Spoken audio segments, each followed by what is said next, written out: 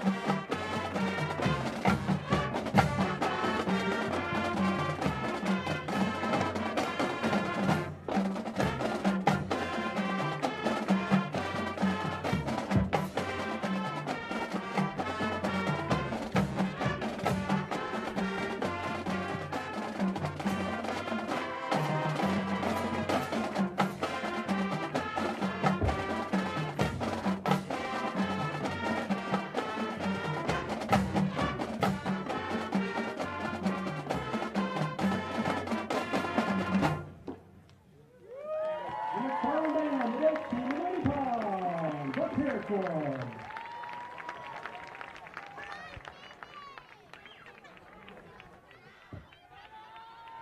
Well, the band point for time, and we for the piece tonight, we'd like to mention our sponsors. Those are the kind of folks that sponsor McFarland Athletics at this facility and others. They include Edward Jones.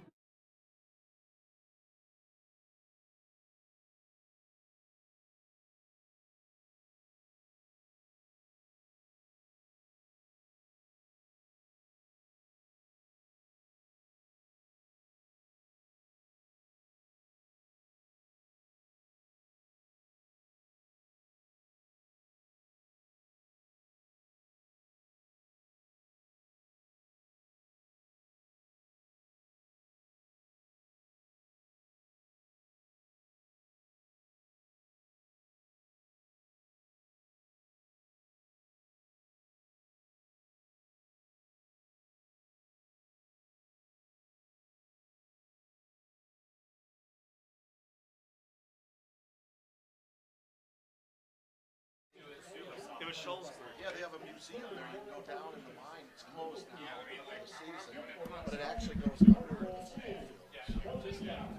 That's pretty.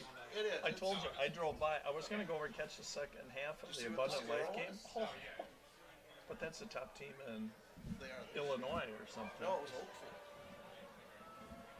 Oh, in Wisconsin, Yeah, that's the top Oakfield, up team. near Fond du Lac. Oh man, But what see, was they it, like got- 74 to They 8 got it or now. something? But see, here's what's going to happen. All these schools are going to switch to 8. I mean, there's a big move. And Yeah. teams Let's like say one of the Fond du rare Lac, severe girl outfit disorder that affects mostly girls. It can affect their ability. Well, I got over there just as the game was ending, and I didn't even see the score. I was going to ask somebody, and I didn't. But Burlington Catholic, they dropped the rest of the year. what? Just got a couple kids hurt or something. And they were 11 man. It's tough. So really, They said as an 11 man Schultzberg coach's goal for the game was to finish the game with the same number of players he started. that he started with.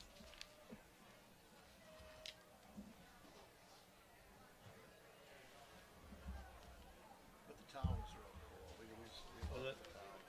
It's just the oldest town in Wisconsin, so it's a lot of history. Hey, I don't care if you want me to read some stuff. I can.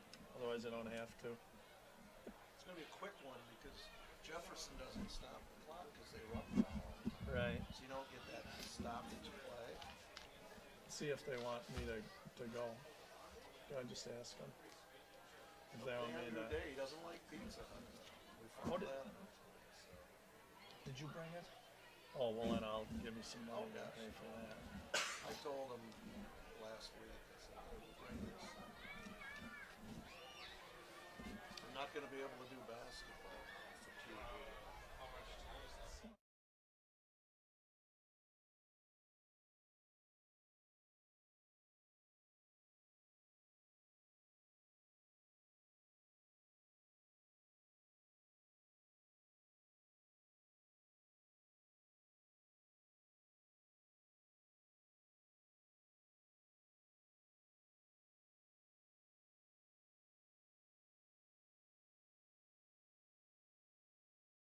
Spartan Nation, and welcome to McFarland Football 2017. Tonight will be the final home game for the Spartans this year. This is McFarland's version of Friday Night Lights.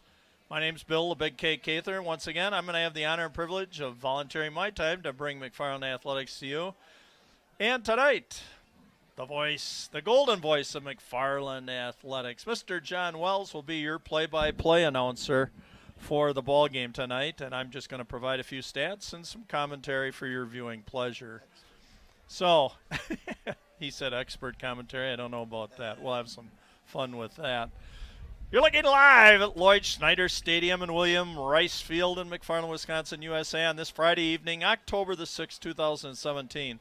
Tonight's weather is reported by Al Roker, NBC, Gary Indiana Canalde, CBS, and Bob Lindmeyer of ABC. Well, I had down a rather chilly 49 degrees, but it's warming up here, so it's going to be about 60 degrees. We got winds out of the south-southwest at about 6 3/4 miles an hour, and we're hoping that the rain's going to hold off. Just a very light mist going right now.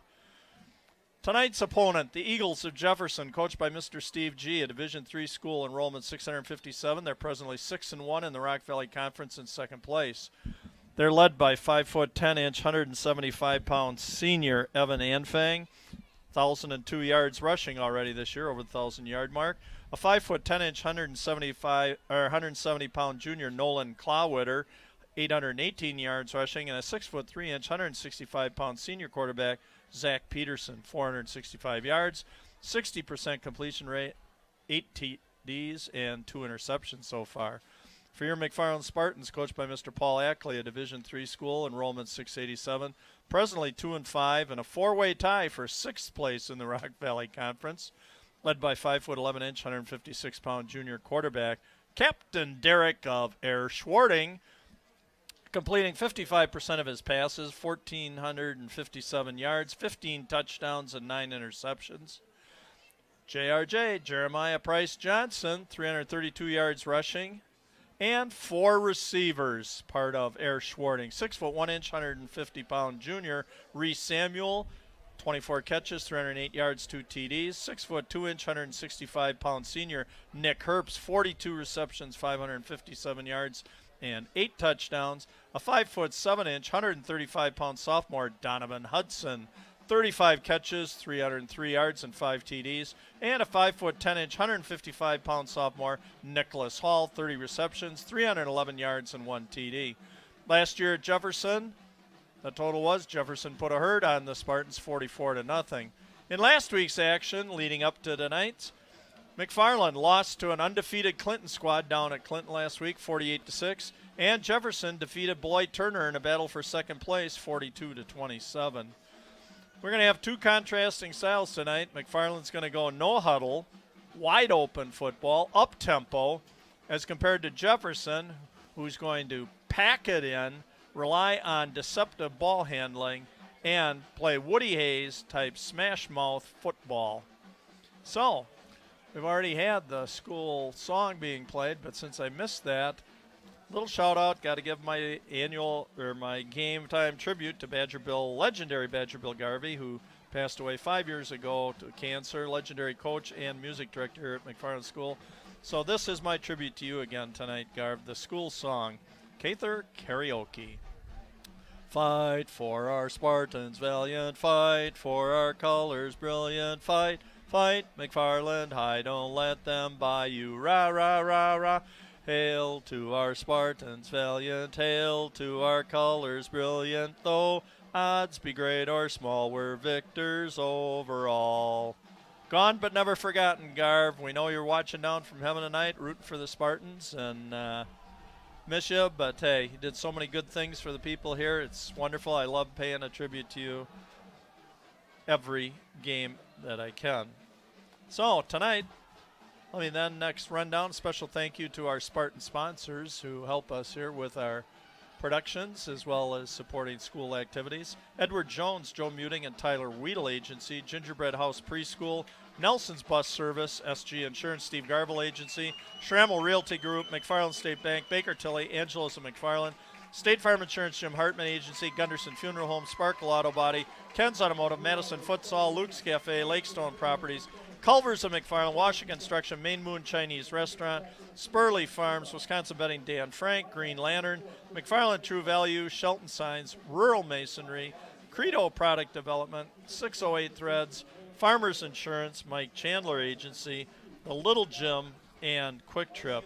And again, not only would we urge you to please not only use these places and support them, but also when you're in there, give them a shout out and a big thank you for their support of McFarland High School athletics as well as the district.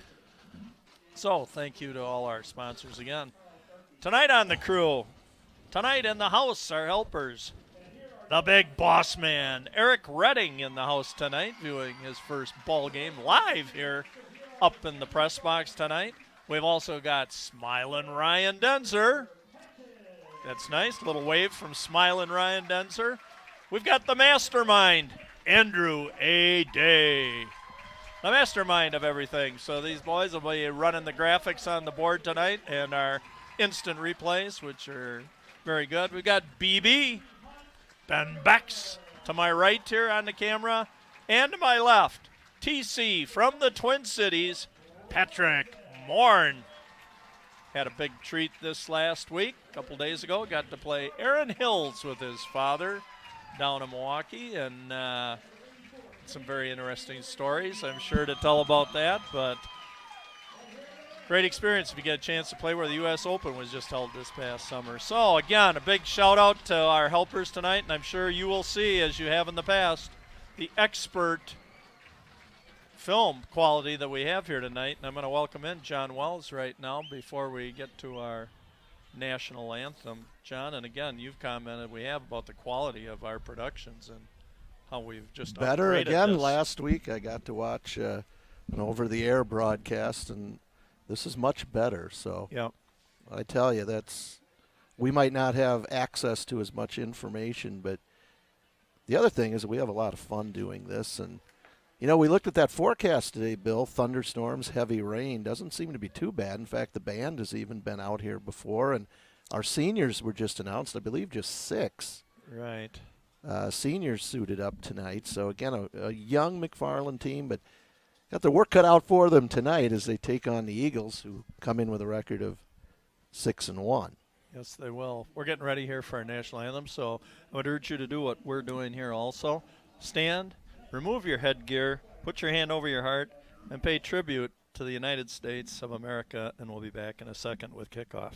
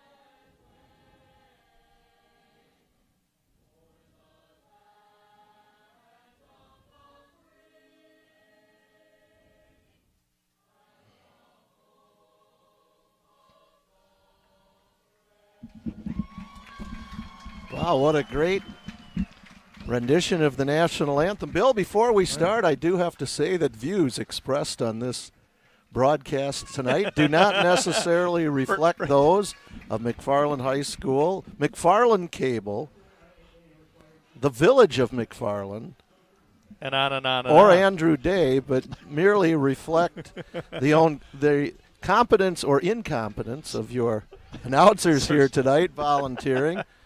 Got a lot of texts after the last game, most of them positive. Yep. We didn't sing the school song. That was duly noted by some. Bill, not a bad crowd here tonight, but as I always say at McFarland events, hopefully they stick around for the whole game. There is a little bit of rain. Nobody's going to melt tonight. Absolutely. Temperatures are decent, not quite as warm. A couple of weeks ago, I think it was a little bit over 90 up here in the press box. So definitely more comfortable weather. But the thing that's hard to believe, Bill, is this is the 8th week of the season already, and it's October 6th. That just doesn't seem right. No, it doesn't, John. And I'll tell you, and after tonight's home tally, one more game left for the Spartans next week at Beloit Turner, and this football season is over for this community right here. So time flies, I guess. And I'm guessing, too, there's going to be some changes coming down the road here in high school football, and I think it's just a matter of a couple of years before Wisconsin goes to the districts. And my guess is you'll probably see the Spartans and the Eagles matched up together in whatever football-only conference that is formed. So this has been a good rivalry, and again, Steve G. over at Jefferson has done just a really nice job, and we'll apologize before the game even starts here because sometimes it's tough to tell who's carrying the ball in the Eagles' double wing offense. So that's for sure. Here's the kick. The ball bounds down to the 15. It's Philip Robinson straight ahead. Ooh, breaks nice a tackle. job, Still Phil. going. Fumbles the Fumble. ball. And fumbles it forward. Wow, what a break all the way out to midfield. Picked up an additional 5 yards on that fumble. Yeah, that was recovered there by, looks like, number 86, Samuel Curtis. Wow, what a nice start for the Spartans. Phillip didn't pick it up right away, but then just kept going right up the middle, and Spartans quickly up to the line of scrimmage. Again, they'll be playing tonight without the speedster Donovan Hudson, who was hurt 2 weeks ago here. Oh, okay, John. I was unaware of that. So here we start with the captain, Captain Derek of Air Schwarting. And off to JPJ. And last game that the Spartans were home, they were able to establish a running game against Bigfoot. Of course, most teams have been able to do that against Bigfoot. Might not be as easy tonight against the Eagles, but Jeremiah picks up 3, so it'll bring up 2nd down and 7. Ball at the 47-yard line of the Eagles, just underway here. It's Friday night, October 6, 2017.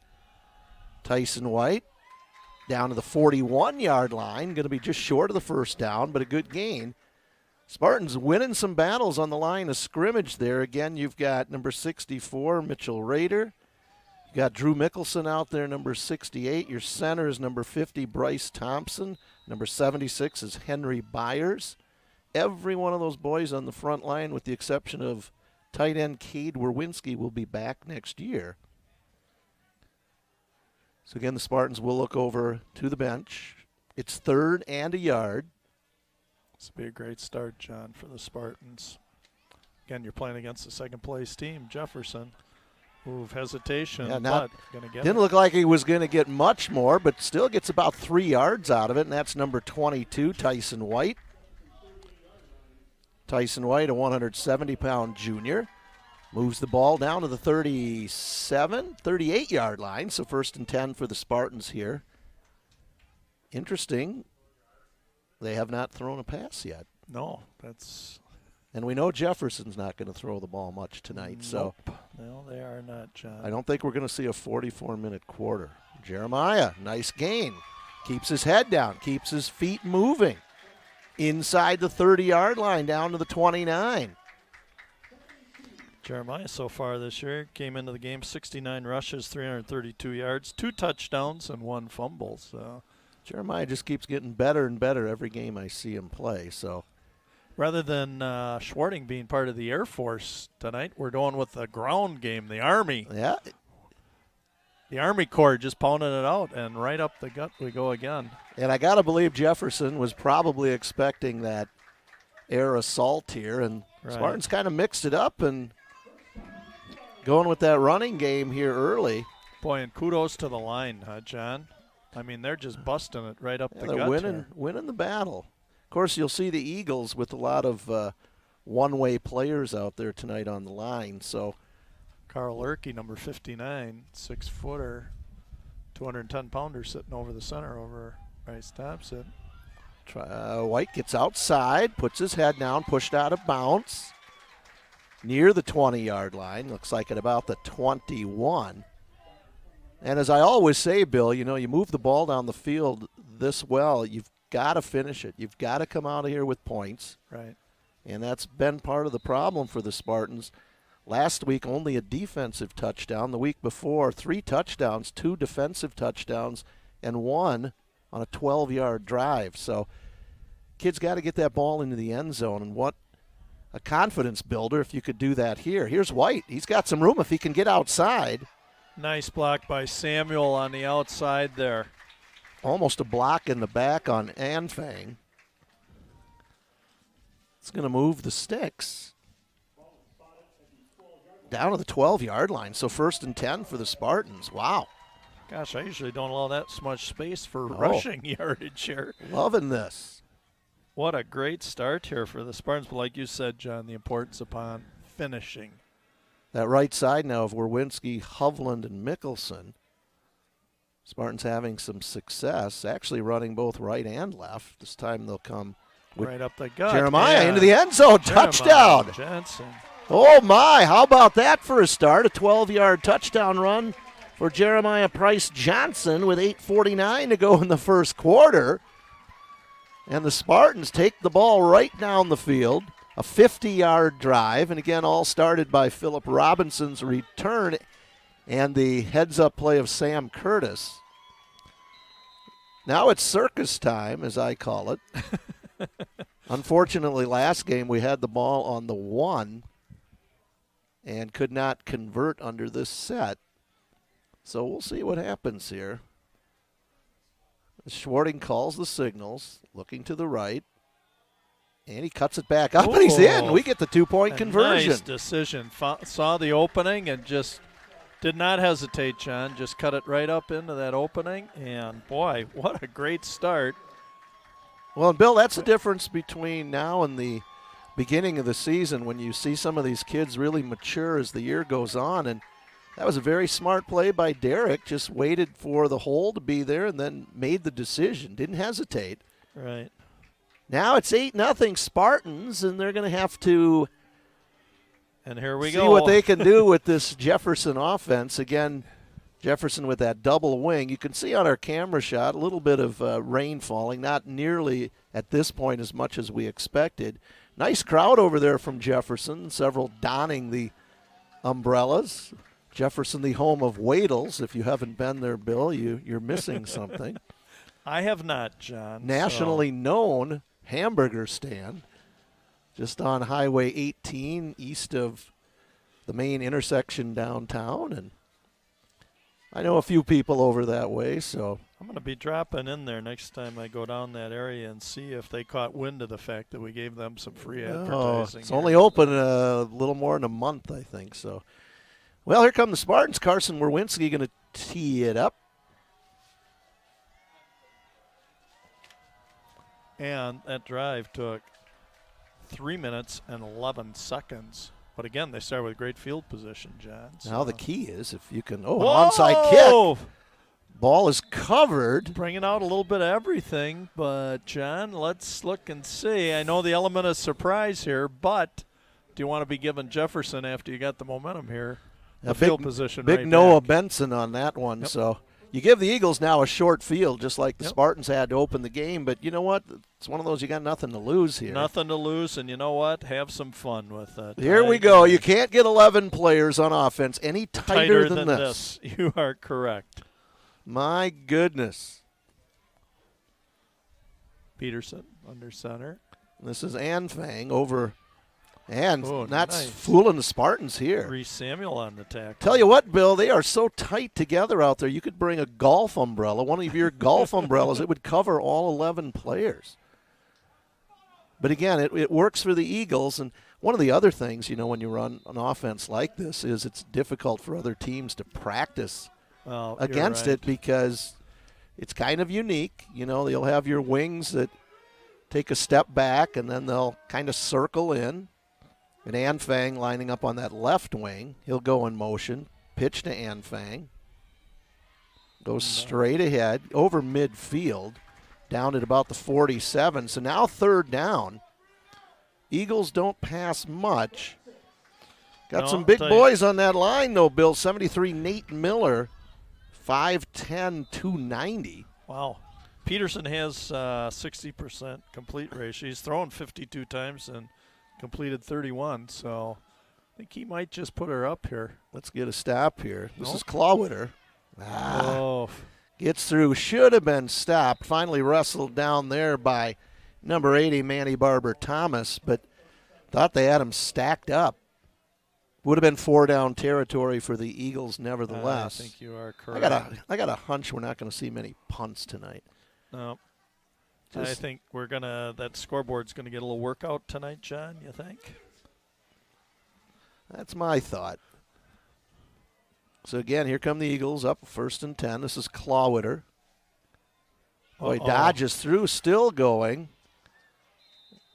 And he's Bronco ridden down there inside the 15-yard line. And again, Spartans are getting that early pursuit, but tackling a little high, and Clawwitter just down inside the 15 to the 14-yard line. Watch here. Looks like we had a shot there a couple times. Yeah, maybe not. Finally, V-Way rides him down at the 14. So Eagles on the move here. There's Clawwitter, same deal. He's only a junior. He'll get down near the 10. Clawwitter, their second leading rusher on the year, John. Anfang, like I said, has already gone over the 1,000-yard mark. And Clawwitter came into the ball game at 818 yards. So again, Jefferson with a good line out there. Number 64, Avery Clark, is 260. Also, Aldair Ramirez at 212. I think it's nice if you can get into them quick and not let them. Spartans almost jumped. Got back. There's Anfang. Looked like the ball went right to him. Anfang spins down near the 6. See that one again? It looked like the ball was almost snapped directly to Anfang. That, or I'm imagining things. See if we can get a replay on this. Nope. Still maybe. There it is. Oh, I couldn't tell. And ye shall receive. Couldn't tell there. That's. Yep. Boy, he keeps his legs moving and keeps driving. So 3rd down and 2. Clawwitter. Peterson keeps. No. Thought Peterson kept it. Well, that was. No, that was Clawwitter again, John. Fools everybody up here in the press box. Ball's down to the 1, so it'll be 1st and goal. Under 6 minutes to go here in the first quarter. And again, that short field didn't help out start with here. This will be about a 52-yard drive if they punch it in here. 41, Nick Hauser has not handled the ball yet. We'll see if maybe they go straight ahead with him. Clawwitter. And into the end zone. Let's see, did we get a signal? There it is for the touchdown. Tell you what, Bill, we talk about, a lot of this concussion discussion and things, threatening high school football. But I'll tell you what, the bigger issue now is lack of officials. The age of your officiating crew is older. A lot of new people aren't getting in. And it is a serious threat. So, yep. Well, the Eagles are going to go for 2, and why not? 3 yards for them. Would be under their average so far in this one. Clawwitter, they're going to throw. And he's going to put it up. Peterson. Oh, and he threw it up to the 6'4" Matt Sifkus. Yep, Matt Sifkus, 6 feet 4 inches, 182-pound senior. Look like Spartans kind of just watched him catch the ball. Yeah, I don't know. I don't know if they were dumbfounded here by the fact that the Eagles passed, but yeah, they did. Yeah. All this entire season, I just keep calling the size of these ends we've been playing against this year. Every team's got these 6'3", 6'4". God, I think even East Troy had a 6'6", end in that. And that's tough when you're sitting back there at 5'10". It's going to throw it up in the air. So, yeah, or 5'10" or smaller. I know when we watched that Evansville-Albany game, they had a 6'3" receiver guarded by one of our kids who was just 5'7", and they'll take advantage of that. So Eagles are going to kick off for the second time tonight. 5:24 to go here in the first quarter. We're tied at 8. Tell you what, we're going to have to score a lot of points if we're going to win this one, because you are correct. Jefferson pretty much moved the ball at will there in the first drive of the game. So again, ball bounces, drops. Robinson picks it up straight ahead, puts his head down over the 30 to 31. Late marker comes in. Laundry coming in. Let's hope that's not going to bump it back some more. Well, it's way away from the play. Yes, it is. Way away from the play, too, unfortunately. Yep. So this is what you can't afford to do, especially when you're playing a 6-1 team like the Eagles. Right. And that's going to move the ball back inside the 20-yard line as the official walks it off. I'm back sure to the 17. So that's where the Spartans are going to put it in play. Bill, 1st and 10. I'm sure as this score sent ripples around the Rock Valley Conference at the 8:49 mark when people saw McFarland 8-zip over Jefferson. Yeah. Little surprises, but tell you, we score again and I get a drive here now of some 83 yards. High snap. And ball carrier Jeremiah Price Johnson back to the line of scrimmage. Might have lost half a yard, so second down. Time just rolling right along here, Bill. Quick ball game maybe here tonight. That was his 5th carry for 28 yards so far, John. Jefferson may have figured out what they couldn't figure out on the Spartan first possession. So now here's a delayed handoff. Johnson tries to get outside. Nice job. Textbook defense there by number 22, Ian McGowan. Just focused right on Jeremiah's midsection. Nice tackle, textbook tackle. Going to make it third down. Watch him here. Just focus. Boom. Nice Great job. replay. Isn't that again, John? I mean, what a clear. This could be an educational video for tackling, thanks to our great crew here up here with the camera work. Yep. This is high def supreme. So third down. Schwarting will roll First out to his pass of right. the evening, maybe. Ooh, almost intercepted. And that was number 32 or 22. It's either Ann Fang or McGowan. Let's see. Let's see if we can get. I think that is Ann Fang. Yep. Mr. Do A lot of these everything Eagles for him. going both ways. They're skill players.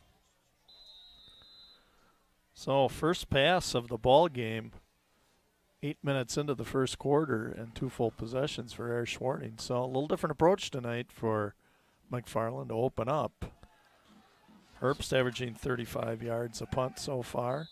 And fielded there by number 2, Ben Suko.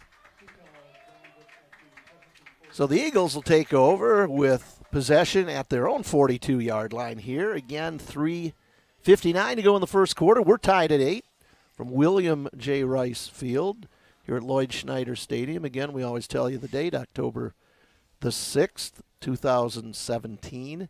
And yes, it is week 8 of the football season. Of course, when you start your season practicing on the first day of August, you know, we don't want to interfere with that deer hunting season at the end, I guess. So let's play in the warm month of August. And I'm editorializing. Remember, we said our comments are our own. Okay. And Clawwitter. Ooh, they forced him back a little deeper in that backfield. Yeah, Peterson was his lead blocker time. there. And he'll get out near the 45, over the 40. Well, let's see where they mark it. Right at the 45-yard line. So gain of a couple, so it'll bring up second down and 8. His 5th carry for 42 yards so far. Clawwitter getting the major carries tonight. Yeah, they're going to go to Ann Fang here. Let's see. Yeah, there's Ann Fang.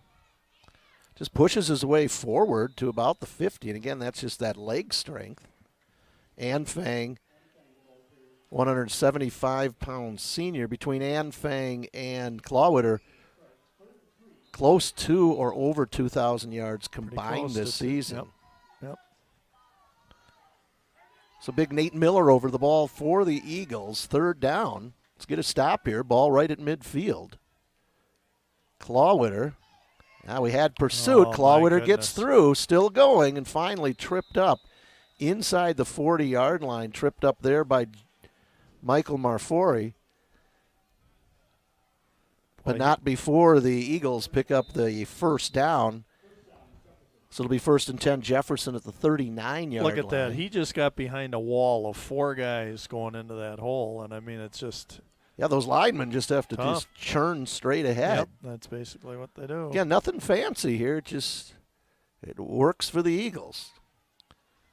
Clawwitter. Cordell Close got his nice shirt. They almost tore the shirt off there. Good penetration that time by Cordell. Like to see good sportsmanship that time. Sifkus helping up a Spartan tackler on that play. So gain of 3. Well, 2. John Feldner says 2, so it's 2nd and 8. We go by what's officially posted. So again, Clawwitter will line up on the right, Ann Fang on the left. Ann Fang goes in motion, gets the ball, picks and chooses his holes, still going. Oh, and still going. And thrown down there. White is there. Robinson's there. Tyson White, nice job of sticking with that. A lot of hunting gear on that side over there on the for the Eagles, we get a shot of the crowd. I think it was deer hunting season now, or at some hunting season. I hear shots fired when I'm out walking in the morning, and assume that's from hunting. Rod and Gun Club. 3rd and a yard for the Eagles. Spartans go tight. Clawwitter on the counter. Still going. And finally tackled inside the 15-yard line. He's slippery. He's elusive. He's everything. These guys, I can see what this is going to be. They just wear you down with this, John. That's his 8th carry for There's that 60 Jefferson yards. crowd over there. There we go. Yeah, you can see we got a little stronger mist here in the air. Not as much hunting gear as I thought. It must be my eyes. No, you know what it is? It's the raindrops on our window here in front that look like camouflage. I'll go with that, John. Here's An Fang. Just puts his head down. Still going inside the 10-yard line. Good to see Hans Schweer out there, number 18, one of our seniors. Hans listed at 6'3", 188. As I've said before, the Spartans generously listed in the program. So 2nd down and 5 should be the final play here in the first quarter. Yep, there goes. Is that Clawwitter? Oh, look at this. Clawwitter into the end zone for the touchdown. Boy, let's watch the replay on this. It looked like the play was pretty much stuffed. Wow. Boy, Clawwitter is really, and he's a junior, so he's back again next year, John. There he goes. Yeah, ran into the back of An Fang. Wound up being a diversion enough that the Spartans lost sight of the ball. Well, it's hard because you just don't know who's got that ball coming out of that backfield. That's important position here. And our kicker, we have Emily Messer, senior. She's been 21 out of 24 extra point conversions so far this year. So let's see how Emily does with this. Takes a couple extra steps. It's good. End over end. And Emily, 22 out of 25 extra point attempts on the year. So 15-8 our score now with 17 seconds to go. Jefferson, 2 possessions, 2 touchdowns. Spartans about to get their 3rd possession. I erroneously said last play of the quarter, but of course that was unless there was a touchdown, and unfortunately that was the case. So, yep. But again, not the rain we expected to see tonight. Not yet. Looks like it drifted maybe more north of us. Not that we don't need the rain, but again, these doom and gloom forecasts, and then people stay home, and I've got my own philosophy on that, being involved in a sport during the summer that depends on walk-up crowd, and you hear bad weather forecasts and people stay home and don't believe it. Best weather forecast in the world is just to look outside, hold your finger up in the air, figure out which way the wind's blowing from, and I think we can all tell when it's raining or not. So 3rd time tonight, An Fang's going to tee it up here in the first quarter. About a 6-yard run-up, pops this one up. And again, we let the ball hit. Connor Frazier picks it up and moves it forward. And again, we'll get pretty good field position here. Yep. About the 37-yard line. So 11 seconds to go in the first quarter. Spartans will get their 3rd crack at it. And 3 kicks, and the ball is landed each time. And luckily for the Spartans, it's popped right up to somebody, and away they went. See what they're Schwarting. So here we go. Open it up a little bit. Quick pass over here to Jostad. And he's easily tackled. He came down pretty easy there by Andrew Halfelder. And just a yard gain. Almost hit his knee when he caught the pass. So that's going to be the end of the first quarter, Bill. 15-8, Jefferson on top. And a quick one, looking at the watch here. It's not even 7:30. And we said that it would be a quick game tonight simply because the Eagles will rarely throw the ball, so they'll keep the clock rolling when they have possession. Let me read my statement here. McFarland Cable TV, Channel 982 is a function of the Village of McFarland and producing high school sports, the result of a community survey and fan interest indicating viewers like you at home, as well as fans in attendance, desired this type of programming. I encourage you to inform your village officials by way of an email, a phone call, how much you enjoy these high-quality productions. Positive efforts of our McFarland youth deserves to be recognized in all forms of media. State Journal, The Thistle, Cable Channel 982, and our website, YouTube, McFarland Cable, as well as the Village of McFarland website. So once again, thanks for your support. And again, these games can be viewed. I know some of you are watching on Cable 982 right now. Some of you are live streaming it on our website, YouTube, McFarland Cable. And these games can also be viewed at a later time by going, again, to YouTube, McFarland Cable, as well as the Village of McFarland website. So please view them. Hey, they get the ball to Nick Hall. Well, we got this is going to come back. We got 2 penalty flags.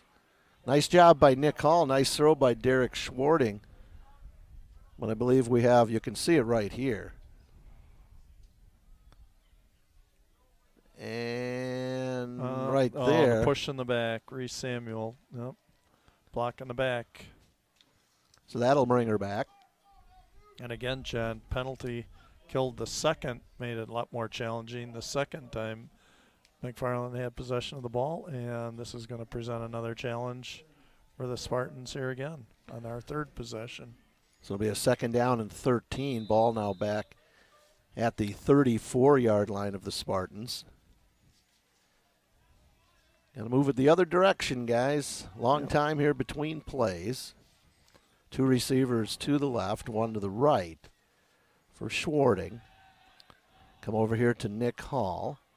Cuts it back up. Ooh, collared there. Boy, that from our viewpoint, and I think everybody in the stands, you heard oohs and ahs. That was McGowan. You don't go down that fast. Well, the official's nodding his head saying no. It looked like a horse collar or something. Well, you decide, fans. That was pretty close, wouldn't you say, John? Yeah, just got the shirt, and the shirt came right down. And again, as we've said, doesn't really matter what we think it is. It's what the officials do. They're the ones in charge. There, John. We don't wear striped shirts, and we're up here for a reason, I guess. Here's Reese Samuel. Hang on to the ball. Almost drops it. Gets out.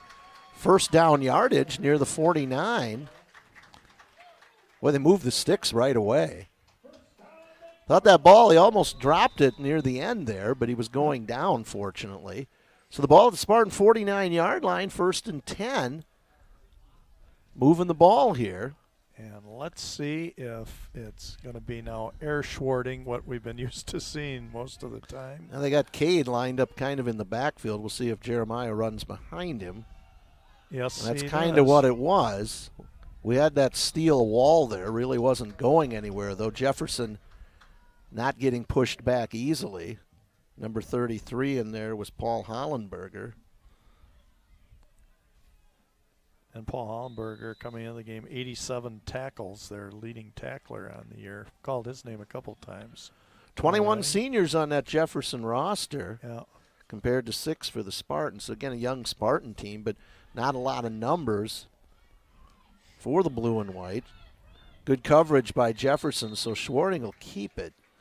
Probably a wise decision there, John. And again, that's the maturity, from Derek from the beginning of the year. Just it's not there, just hung on to it. Got a yard, so 3rd down and 7 with 10 minutes to go here in the first half, and the score Jefferson 15, McFarland 8. Now you'll have Herbst and Hall line up to the left. Samuel will line up to the right. Important play right here, John.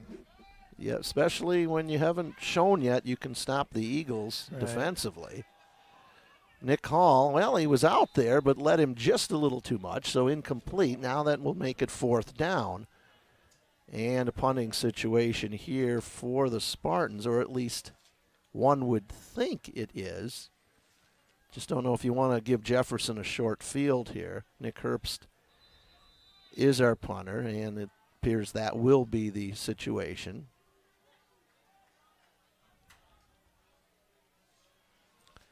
So Nick will be back at about his 40-yard line, and return man for the Eagles back inside his 10. A little hard to see the number. A little bit of a breeze. Nice kick by Nick. He's had 4 punts inside the 20-yard line so Oh, far look at this that. year. And there's the 5th one inside the 20-yard line. Oh, not a generous mark here at all. Wow, they're going to walk it all the way out here to the 12-yard line. No, well, 13. yeah, I guess we'll take it. They got a better angle than we do, so kinder, gentler. Yeah, think so, Kinder, John? gentler I don't know. John Wells here. And also, we have replay, too, here. Well, I received a couple of texts after that Evansville game saying, don't criticize the officials. We need every one of them we have, so. Absolutely. Can't play without them, John. I did that when I coached, and that's why I don't coach anymore, I guess. Here's Anfang around the right side. Uh-oh. Gets a couple of blocks. Schaff will bring him down out near the 30-yard line. Boy, you really got to get these Eagles around the ankles. Yeah, you do. And that time he just reads it, and with the amount of poundage that's in leading him through out there, he just kind of there. He and Clawwood both do a real nice job, John, of just waiting, and when they see the opening, boom, bang it up inside or cut it quick to the outside. Little Jefferson looks like an official's timeout here. But again, the Eagles, they don't do anything fancy, but what they do, they do it well. Right. And they're good at what they do. So, John, let's give a shout out again here to our crew tonight. Off to my right, BB Benbex. To my left, TC. From the Twin Cities, Patrick Moore. We've got the big boss man in the house tonight, Eric Redding, smiling Ryan Denzer, and the mastermind, Andrew Day, on the board tonight. So thanks a lot, guys. Again, another wonderful job tonight, making our job that much easier, huh, John? it is. Anfang out over the 35. Just got a text. They're watching us up at Texas Roadhouse in the La Crosse area. So good to see. And I've got That's one here. interesting. I got a couple, too, on my phone here, John. Like I said, we like to keep track. Our viewership seems to just be increasing from game to game. So. Worldwide. Yep. Well, we are worldwide because, again, tonight my son is watching down in Colombia, South America. It's Here off to you, comes Bretter. Clawwitter, still going. Get out near the 40, going to be close to the first down, and should be yardage, and it is. Not by much, but it doesn't matter. You only got to get that distance, and they move the sticks. So, again, we're at 8:42 to go here in the first half. Very quick moving first half was, again, what we expected. Yep. John, how do you like this? My son down in Colombia just finished today, was the last day of the first quarter of school down there. So he's already got a quarter of his year over with. Well, if we were allowed to start at a normal time here instead of waiting until after September 1st. Again, editorializing. Remember, our comments do not reflect those of the McFarland School District, Village of McFarland, McFarland Cable, or Andrew Day. Or the WIAA, or whatever. And you know what, John? I guess if they don't like it, I guess they can find somebody else. They're going to dock our pay. Yeah. Suspend us or dock our pay. So second down. Here comes Clawwitter this time. Picks and chooses over midfield. Yardage good for the first down. Schaff on the stop. Also number 20, Carson Werwinski. Clawwitter's 10th carry for 72 yards, and Anfang's carried 8 times for 47 yards. Again, these are unofficial statistics, but close enough. As is everything we do and say yes, here. Unofficial. We joke, but we are better than many. So. Peterson fakes. Uh-oh. Got a receiver overthrown, and we throw the flags. That was thrown to Sifkus again. Schaff is there. V-Way is there.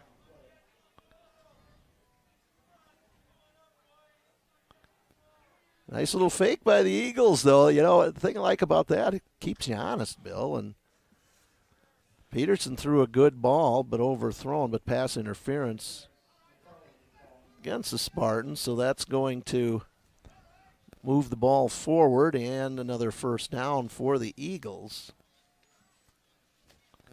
You know, at some point in time in the telecast tonight, I'm going to throw a little, we got to have a little trivia here since our final football telecast of the year, as well as during the next kind of longer timeout. It'll be time for the Big K reflection. I'm going to do that in basketball this year. I'm going to pick a trivia question for McFarland and a trivia question for our opponents. Now that I have newspaper archive access, I can get anything from the past. So here's Anfang. Gets down near the 30-yard line.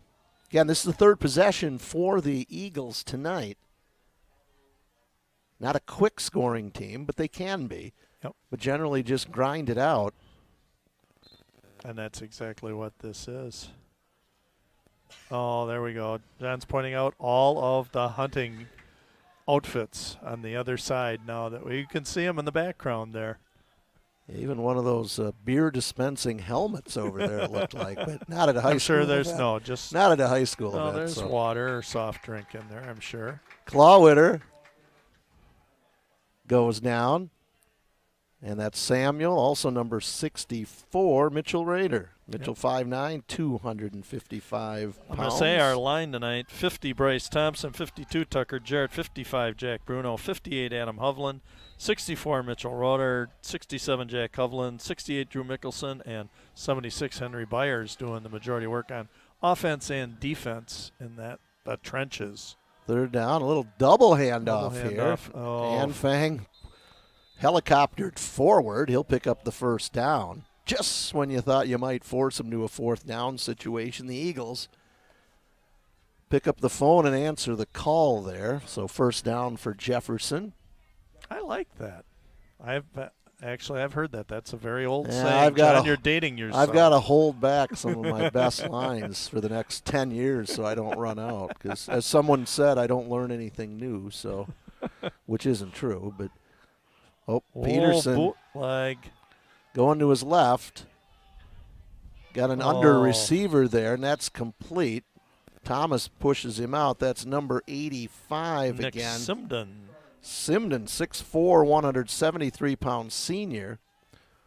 So again, don't let the Eagles fool you that they're just a running team. They are now moving the ball at will against the Spartans down inside the 10-yard line to the 9.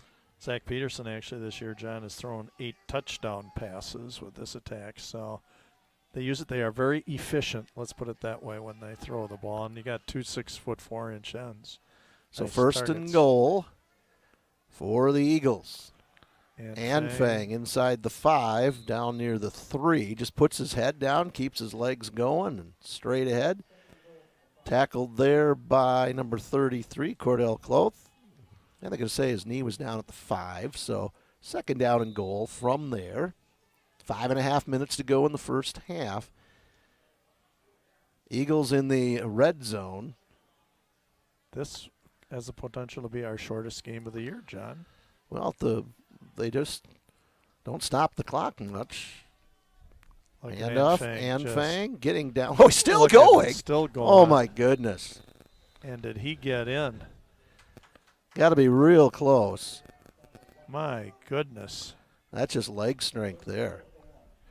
Going to be inside the 1. Look at that camera shot. I mean, you can see how close it is. And that's doggone close. Again, this is like high definition. Look at that. Look at that shot. Local Unbelievable. cable. That's right. Tell you what, you could blow that ball in almost. Center comes up there and sneezes. That ball's going to roll into the end zone. 4:35 to go here. Oh, let's see. It didn't work from up here, John. Straight ahead, fullback. Hauser. Yep, Hauser. He's got a touchdown. His first carry of the game, Nick Hauser, 5'9", 192-pound senior, one of 21 on the Eagles. And they have 21 points now. It's 21-8 Jefferson. Bill with 4:26 to go in the first half. Again, third possession for Jefferson, resulting in their 3rd touchdown. And that'll bring Messer in to attempt the 2nd and 1 conversion. extra point with a 21-8 lead. Yep. Emily Messer. Actually, that was Hauser's first touchdown of the year, John. Hey, and for the senior in game number 8. Yep. Kind of a thrill for him. Emily Messer, 1 for 1 so far tonight. Emily, her second one, and that one is good. Good. Look at those old-fashioned goalposts. I don't know if you'll find a goalpost that looks like that anywhere. Those are throwbacks. I don't know throwbacks to when. I remember the old where they had the 2 bars that went straight down on each side and then the crossbar. Yeah, right. Still probably see a few of those, but hey, those fancy yellow ones you see, those are not cheap. Those are expensive. And Bill, did I read somewhere where the WIA Board of Control is re-examining the shot clocks? Yep, in basketball. After it was decided that, hey, we want shot clocks, but yet nobody really considered the fiscal impact on schools of anywhere from $3,000 to $10,000. As well as getting a competent person to run that clock. Yeah, I figured I would get asked that as an announcer that I could do the shot clock now. You think we got controversy? I mean, there's always enough with, all the officials that sit in the stands at games. Tell me how much heat the shot clock operator is going to take in some of these games if they indeed continue and put it in. But I'm just kind of hoping that maybe they don't change their mind. And here comes Manny Barber Thomas. Yep, stood up, and number 11 is there. That's Justin Drager. Number 2, Ben Suko. Yep. Mentioned Suko's name a couple times tonight. So the the Spartans will put the ball in play. Appears to be at the McFarland 29-yard line.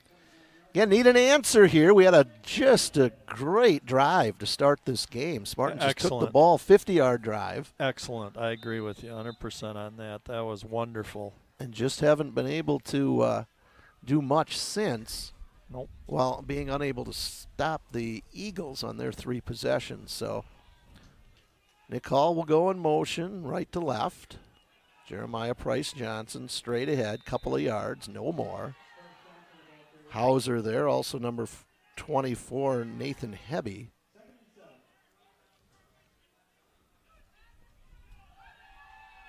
Okay, just figuring out there. That was his 9th carry, John, for 45 yards in the first half.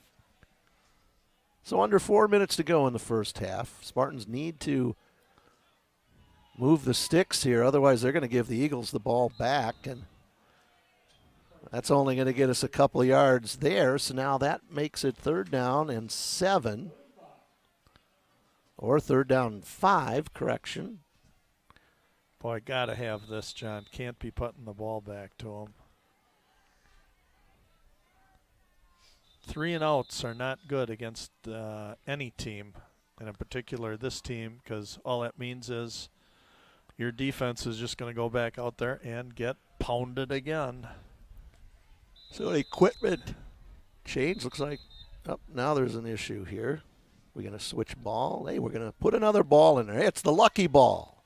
Oh, here we go. It's the money ball out there, Bill.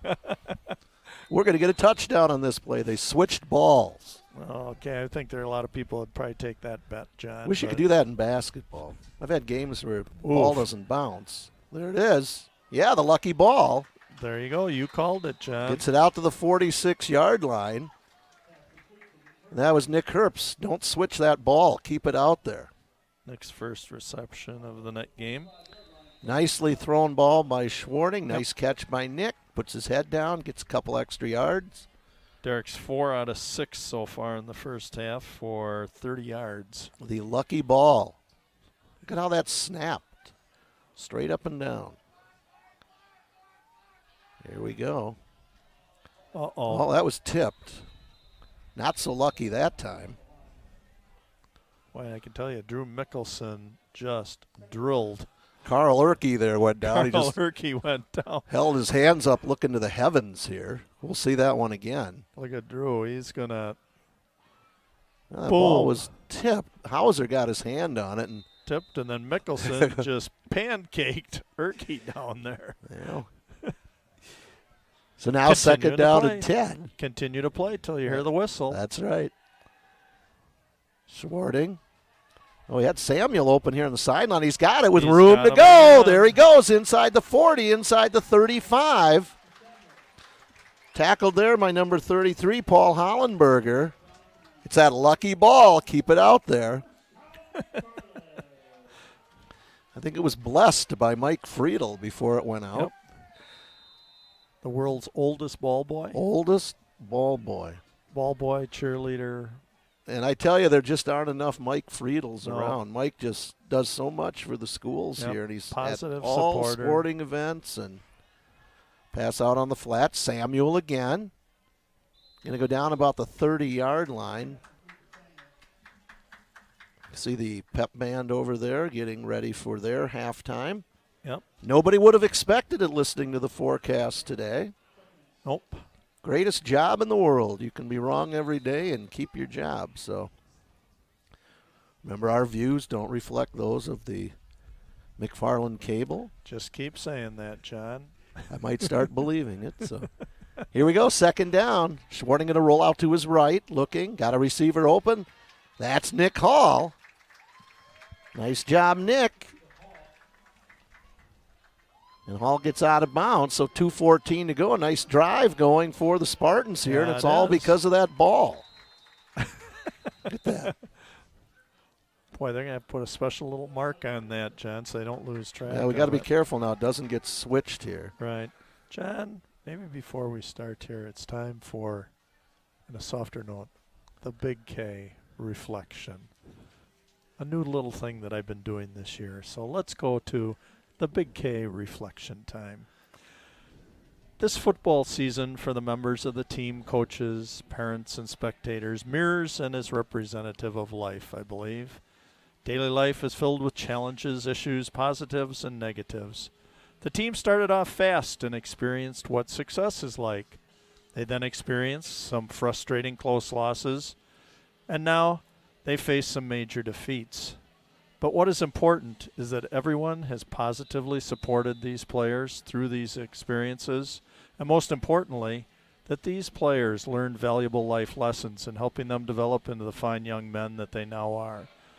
We salute you seniors for all you've accomplished during your years at McFarland High School as you move forward into the next chapter of your life, and we encourage you underclassmen to continue to strive to do your best so that your future at McFarland High School will be as productive as it can be for you. So thank you again, seniors and underclassmen, for a very enjoyable football season. Well said, Bill. Well said. Forced out of the pocket. Schwarting, he's got some room to run. Nice job, Derek. Gets Yep. down inside the 10-yard line. This is huge here for the Spartans with 2:07 to go and the score 22-8. We're down to the 8-yard line now. Again, we've got to put the ball in the end zone. Yep. John, nice decision making there by Schwarting. Rather than throwing it up like he might have earlier this year, he's making some really good decisions. Well, I've seen so much improvement. Yes. And I tell you, maturity. it just shows for the future as Yep. most of these young men will be back next year. Oof. Now, Jeremiah not going to get back to the line of BJ, scrimmage. Crowd getting a little restless over here. They want him to come out with something here. Clock running. We do have 3 timeouts remaining. Looking. So that's okay. Use the time here on the clock. You don't want to leave much time for Jefferson at the end of this. Oh, Uh-oh. Look and out. a wounded duck. well, good job Thank by Nick Herbst to knock goodness. that one away. Absolutely. Boy, that was, as they call the old wounded duck throw. The idea is good here is to pair Herbst up against Clawwitter, but boy, Nick had it in his hands Yeah, too. he did. Cut in front of Clawwitter, but Now we got a tough deal here. We got minute 31 to go, 22-8. 3rd down and goal for the Spartans. See if they throw back into that end zone.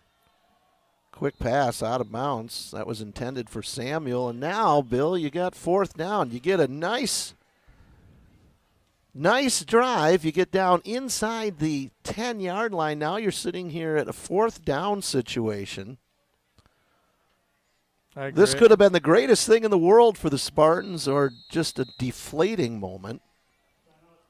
And they're going to use a timeout. We've got 3, so. Yep, good timeout called here. We'll Let me quick run one. down at halftime here. You're also going to see McFarland High School dance team. Maria Cafalista da Silva, McKinley Dennis, Danielle Dorn, Liliana Gallegos, Mackenzie Guillen, Judith Yates, Anna Jorgensen, Rebecca Kennedy, Brooklyn Patchen, Camille Schmidt, Jewel Shershock, Tara Shershock, Lulu Spencer, Lauren Staley, and Christy Zhang. And again, the dance team coaches Lexi and Amber Schradel. So thanks a lot to them. As well as you will see our marching band on the field. Band directors, Mr. Ben Peterson, Joe Hartson, and Brian Vandenblumen. So again, thanks to all those people.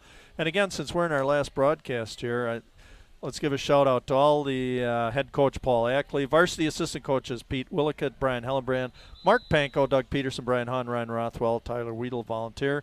JV coaches Ken Walsh, Mitch Rognes, Preston Brandt, volunteer, Greg Clerkin, volunteer. Varsity managers Tyler Cage and Libby Domacy. Special assistant, that ball boy Mike Friedel. Ball boys Damian Hahn, Gunther Switzer, Luke Schaff. T-girls Caitlin Ackley, Julie Ackley, and Sarai Blanchard. Our trainer Jay Hansen. Here we go, and our statistician Chad Paley. Thank you to all you people making this program the successful thing it is for people. Play of the game right here. Hey, touchdown! And Nick Herbst cutting again in front of Clawwitter, and what a big play. Clawwitter was kind of waiting for the ball to come to him, and it's like all of a sudden here comes Nick. Again, look at this replay. Oh, my. Just right there, threads the needle. In between 3 people. Looked like number 2, Suko, might have been able to get up there and get a hand on that one. So as we said, play of the game, 1:22 to go here in the first half. Spartans on the board for the second time, and it's 22-14, and it's circus time here on the extra point as the Spartans go for 2. Going to air this one out. Herbst. Oh, incomplete. Had a chance. Well, truth is he might have pushed off on that one, so we are denied. So now it's 22-14, and Bill, 1:22 to go. Spartans have not stopped Jefferson yet defensively. They're a long drive, time-consuming team for the most part. But, Bill, they're capable of scoring in a minute 22. Yes, they are.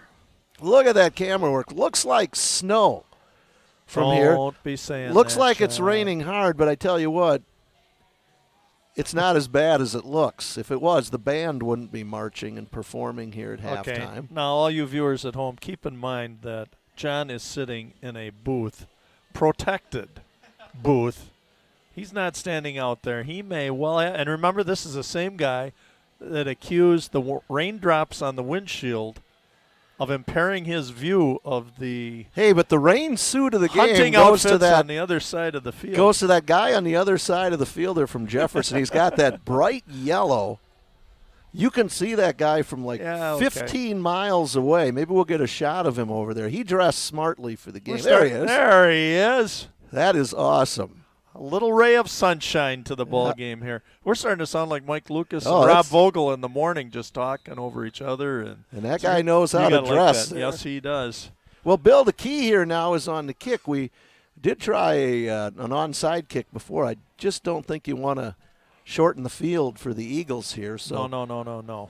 See what Werwinski does. Again, Eagle return men back inside their 10-yard line. And he's going to pop it up over here, and that ball's going to hit and take a bounce. It's a live ball. Whoa. Boy, nice heads-up play there by Clawwitter. By Reese Samuel, almost got back to You that bet. ball. Boy, would that have been a turnaround of the game. That would have been the biggest play of the game. Well, now the defense has got to step up. That only ran 1 second off the clock, so 1:21. Eagles will tell you that's plenty of time for them to get the ball in the end zone. Oh, yeah. Again, Peterson has proven that he can throw a good ball. Hey, look at that teamwork there. You got a tight end helping a lineman tie his shoe. I love it. God, because one of these backs, Anfinger Clawwitter, can pop through there at any time. Oh, there's like Jack Bruno might have jumped, so we just nope. It's going to be 51 on them. offsides. Oh, really? It's 51. So 5-yard penalty will move the ball now up to the 27-yard line. Yeah, it looked like that one could have gone either way, Bill. And yep. I just happened to be watching the defense. You were watching the offense. And thanks for covering for me, John. I appreciate that. We scratch each other's back here once in a while, don't we, huh? Oh, yeah. Hey, Eagles with 2 timeouts yet, so this minute and 21, Bill, may take as long as the entire second quarter has so far. We'll see. So Peterson under center. Anfang with the pitch, cuts it back up, still going. Out first down yardage, gets out to the 37-yard line. Only needed 5, gets 10. Minute 15, 37-yard line of Jefferson. 22-14. Anfang. That helped right there. Nice tackle there by number 84, Cade Werwinski. Gain of 3, 2nd down and 7. Clock is rolling. Eagles don't appear to be in any hurry here. Nope. No, they don't. But that's the time that all of a sudden pop one. Peterson will run that bootleg and throw a pass here. So see what happens here. This will tell us a lot here on this play. You called it, that's John. what it is. Pump fake, forced out of the pocket, airs it up out. to a 6'4" and nicely defended. Well, and by even if he Tyson would have White. caught it there, Bill, he was about 2 yards out of bounds. I think lost track of the sideline there. They could have put that horn up in the band and maybe caught that ball, but could have been a really nice catch by the receiver there, number 82, Sifkis, but it would have gone for naught because he was out of bounds. But the clock does stop with 35 seconds to go. How do you like this scenario? Incomplete pass, punt the ball, punt return, touchdown. Anfang picks and chooses, still going, That still ain't gonna going. happen. Uh-oh. Down the sidelines. Come on, let's go, folks. My goodness, should have been tackled and about a late penalty flag. Yeah, this is Ooh, this look at doesn't that bode rain. well for the Spartans here. Now watch this. Here's Anfang again. Speaks to his ability. Almost trips, still going. And let's see if we can pick up what the penalty flag was thrown for at the end of this. Yeah, they're saying he got hit out of bounds. I have seen worse. And that's just what you don't need. Well, check out that beard on the Jefferson my Eagle there goodness. on the sideline. It kind of was like an Andrew Day beard. We could have a contest at the end of the game. It was just like Andrew's beard. We got to get There's a shot another of that. mastermind There out there is. then, huh? Oh, this would be crushing right here. Peterson. Peterson, this is going up. Oh, tipped. Anfang Oh. almost comes down. A nice job by V-Way Terra. Yes, excellent job. V-Way wanted the pick. He's already gotten a pick 6 this year. So again, look at this. Look at this replay. My goodness, V-Way. Oh, I don't know if he got a hand on it. Anfang kept his eye on it, never took it off the That could ball. almost been a pick 6 too, John. If Very- that was thrown a little lower. Very could have. Very much You could know, have. they've got 2 timeouts left here. I'm surprised they're just not gonna pound it down here. Well, clock stopped there, so that was an advantage. But here's Uh-oh. Anfang, still going. Fumble. Lost the ball. Spartans, nope. Eagles cover it. Now we're in trouble because that ball is inside the. And let's see, are they going to bring in Emily Messer? Oh, not even close. They're going to be going for it. They're going to take a timeout here. Yeah, they still have one more timeout. So Again, the Spartans, that late hit did not help here, adding that didn't. extra yardage. But minute 21, as the wind comes out of the east, blowing the mist into the press box here.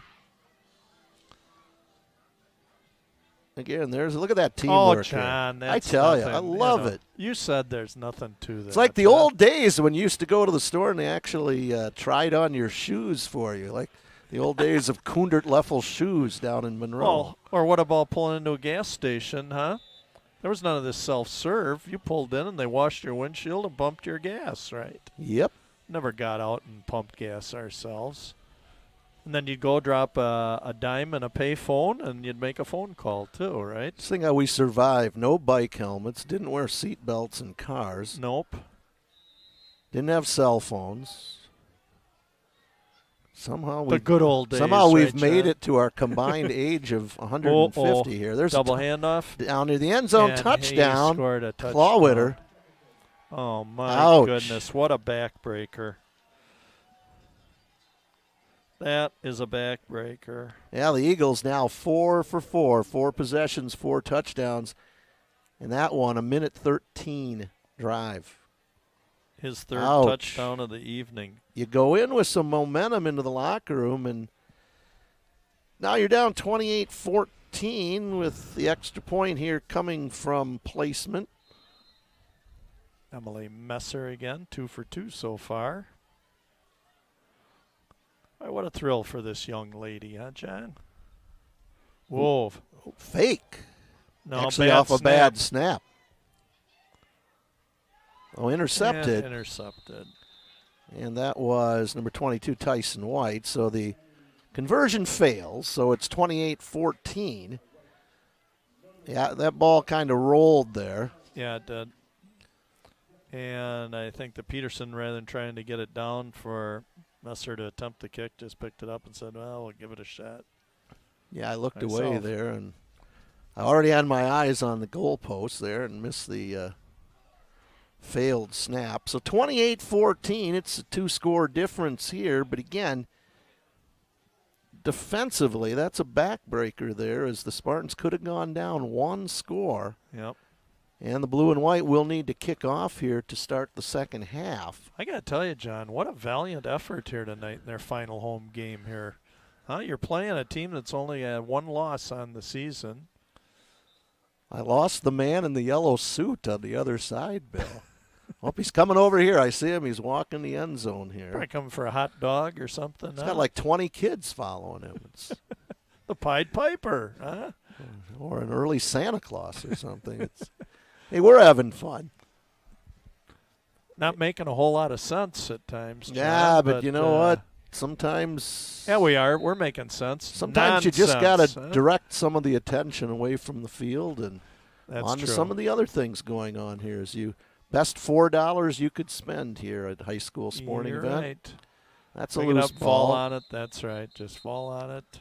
down at the 23, 24-yard line. Take a knee and be done with this first half. Well, John Feldner tells us there's 6 seconds left on the clock.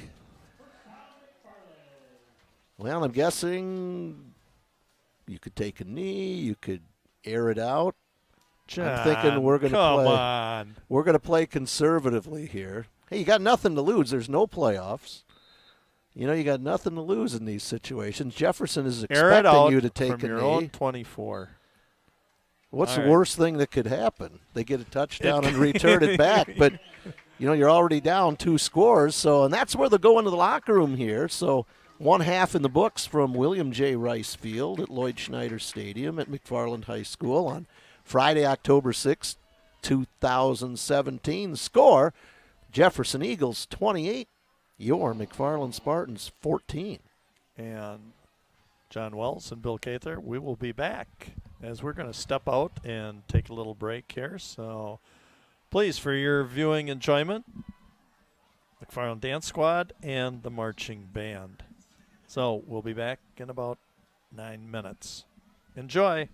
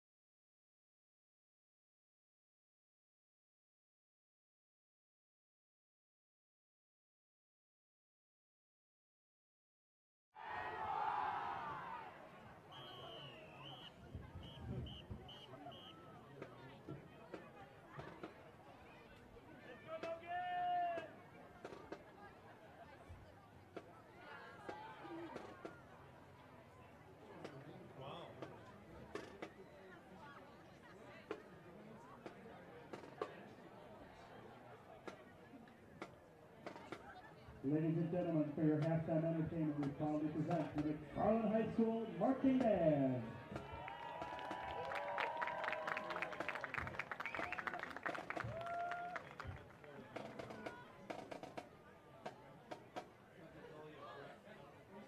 Drum majors Will Schaff, Annika Desai, and Savan Vandermolen. Is the band ready?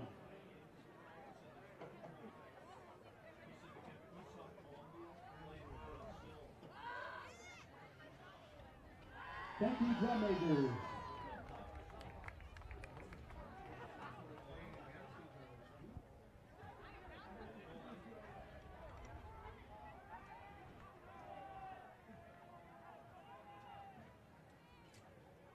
Tonight, on senior night, the band performs music of Broadway. Here is Phantom of the Opera.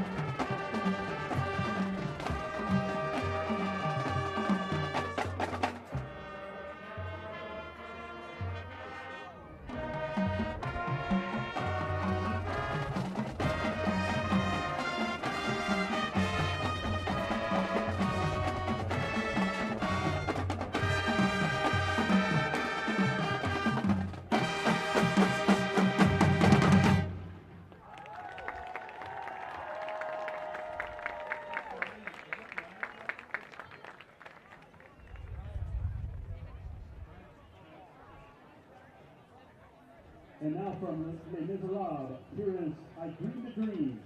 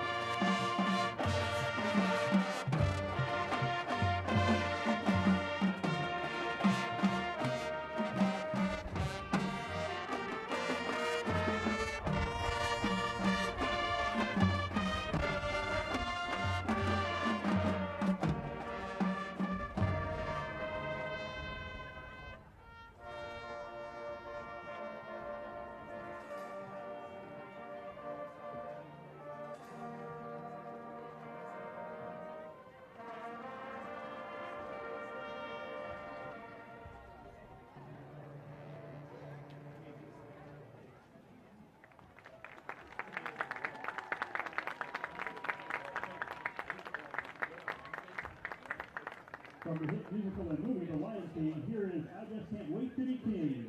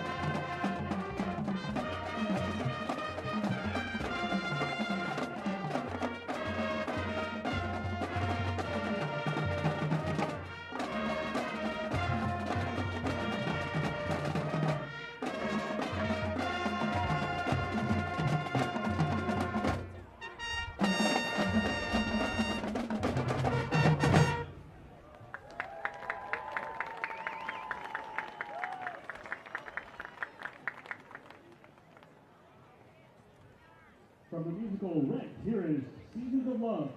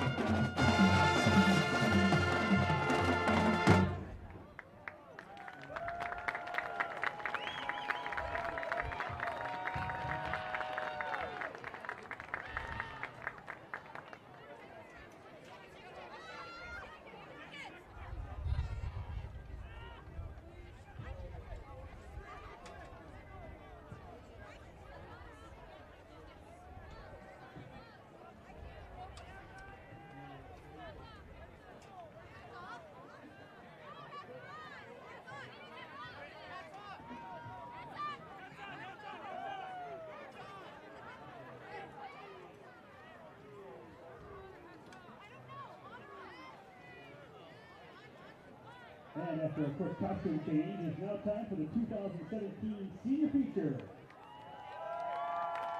Featuring our senior band members, here is Take On Me.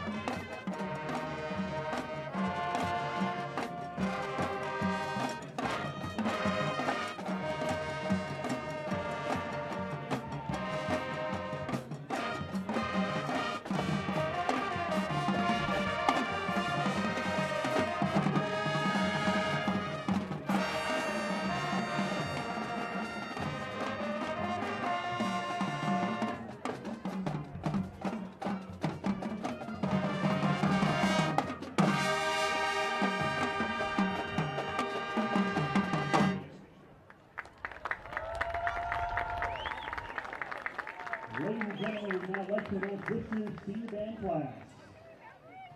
Brittany DeChambeau, Annika Desai, Katsu Eliason, Ryan Hansen, Emily Hansen, Alex Valheim, Natalie Liebeck, Henry Mollig, Sam Marie Wheeler, Isaac McNerlin, Rachel Miller, Minnie Mall, Valerie Mueller, Natalie Mays, Hannah Nygaard, Gabriel Lundy, Will Schaff, Ian Smith, Arthur Sommer, Curtis White, Noah Stannis, Grace Stoneman, Brooke Stratton, Kirsten Curtis Gonzalez, Savon Vanderbilt, and Kendra Wentz, the 2017 seniors.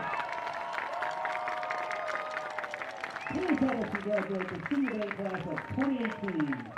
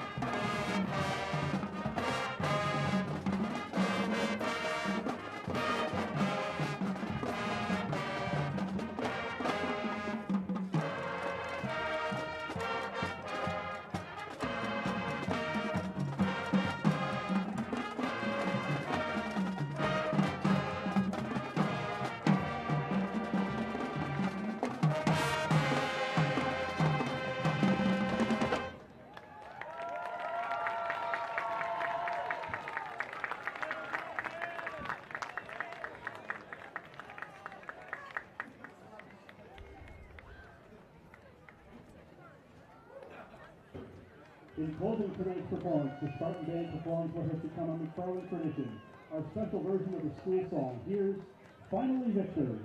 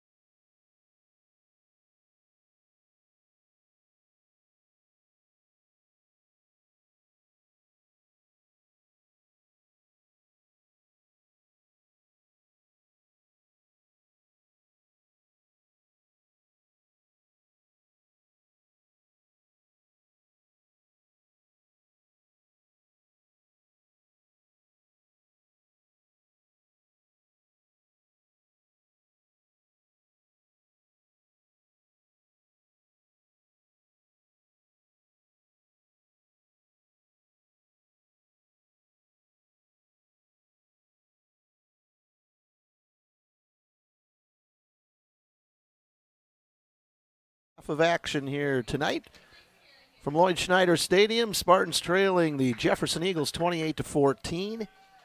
Spartans will kick off to start the second half. Again, a back-breaking touchdown. With 8 seconds to go in the first half, put the Eagles back up by 2 scores. Now the Spartans giving the ball back to Jefferson. Jefferson 4 possessions, 4 touchdowns in the first half. Spartans are going to have to get a stop. They've scored 2 touchdowns tonight offensively. It's a good show in the first half. That was a backbreaker, though, wasn't it, John? It was. So, right at the end of the first half. and we try an onside kick, and we're offside, so that's not going to work. Did you just hear that? One of our fans hollering, "Come on!" I think that might have been one of the coaches. Got a lot of interesting comments that we hear throughout the ball game. Well, and again, it's a tough way to start the second half with a penalty. Yeah, it is. Because penalties Ouch. a couple times really hurt them, not only offensively but defensively. Well, that Like that big 15-yard penalty at the end of the play. Hey, Bill, hats off to the band performing Wasn't here. that, The John? rain now has stopped, Right. but it was coming down pretty hard there in sheets. Yep. But again, a kind of a misting type rain. Right, but no, kudos to them. They, the Palms, our concessions, our helpers, I mean everything here. It's a pretty special thing when we do events here at McFarland High School. We got to be pretty proud of everybody that chips in and makes this a great experience, not only for our own community, but for communities coming and playing here, John. Clawwitter's got it. Down he Just goes. buried by Reese Samuel. Great hustle. And Clawwitter's lucky he covered that ball. Reese is pretty quick. Again, Reese, another one of the juniors. 7 seniors here tonight. I erroneously said 6 earlier because I must have miscounted when they were coming out. We're going without a program tonight, so we're doing everything from memory here. So programs got wet earlier tonight. So Jefferson's going to put the ball in play right at the 20-yard line here. Again, Spartans need to force Jefferson into a turnover. This is their worst starting position, I believe, isn't it, John? Oh, no. Now they're going to come out and throw right away. Peterson, down he goes. Fumble, Spartans on it. Oh, no. There we had it. It rolled right through Reese Samuel's And hands. now he was saying that quarterback Peterson was, one official's pointing, saying he was down. Big number 64, Avery Clark, 6'1", 260, covers that ball. Well, didn't matter anyway, Bill. They're going to say that was an incomplete pass. Really? Coach Ackley going, what's up with that? Let's see this. Well, here we go on replay, and you be the judge at home. Oh, yeah, that's an incomplete pass, right? Come on. You got to be kidding me. Yeah, if rolled right out of his hands. Underhand little shovel pass. Rolled right. Give him the benefit of the doubt. You can call any time a quarterback fumbles an incomplete pass. Clawwitter. Nolan Clawwitter, not Mike Clawwitter. That's true. Who does a very excellent job, we have to say, of covering high school sports. In the first half, Clawwitter 11 rushes for 74 yards. Anfang 16 rushes for 107 yards. Bill, don't look now, but 3rd down and long. 3rd and 9 for the Eagles. Wow. What a way to start the second half here with a defensive stop. Fans making a little extra noise here. And the Eagles. A lot of motion there. Anfang. Uh-oh. Running room, and just when we thought we had a stop, there goes Anfang into Spartan territory. 40. Chased by Tyson 30. White. Inside the 20, and here we go with a 3rd and 9. And Anfang nearly breaks it. 64-yard Oh, run. my. Man. Just, reads his blocks, went up outside, then cuts it back in. Yep, so patient. And good hustle in there by Schaff and White. Yep, Cam Schaff in the pursuit, too. Not giving up. Well, hold on, Bill. Not so fast. Looks like we had a flag. Lee Corso would say. Or maybe so not. Fast, my friends. No, I'm thinking Are they picking it up? Yeah, it looks like ball's still going to be at the 14-yard 14? line. No? Yes, it is. Anfang now, 17 rushes for 171 yards. My goodness, and I said he came into the ball game already over 1,000 yards. Ball at the 13. Here we were so excited we were going to get that defensive stop, and Anfang jinxed it, John. He broke that one. Clawwitter cuts it back up. Boy, they are so 5. patient. Oh, lunges for the end zone. Going to come up short. Barber Thomas, Samuel are there. Spartans have kind of lost that little. Boy, that was just such a killer, John. That was 3rd and 9, deep in their own territory. Ball now marked at the 2.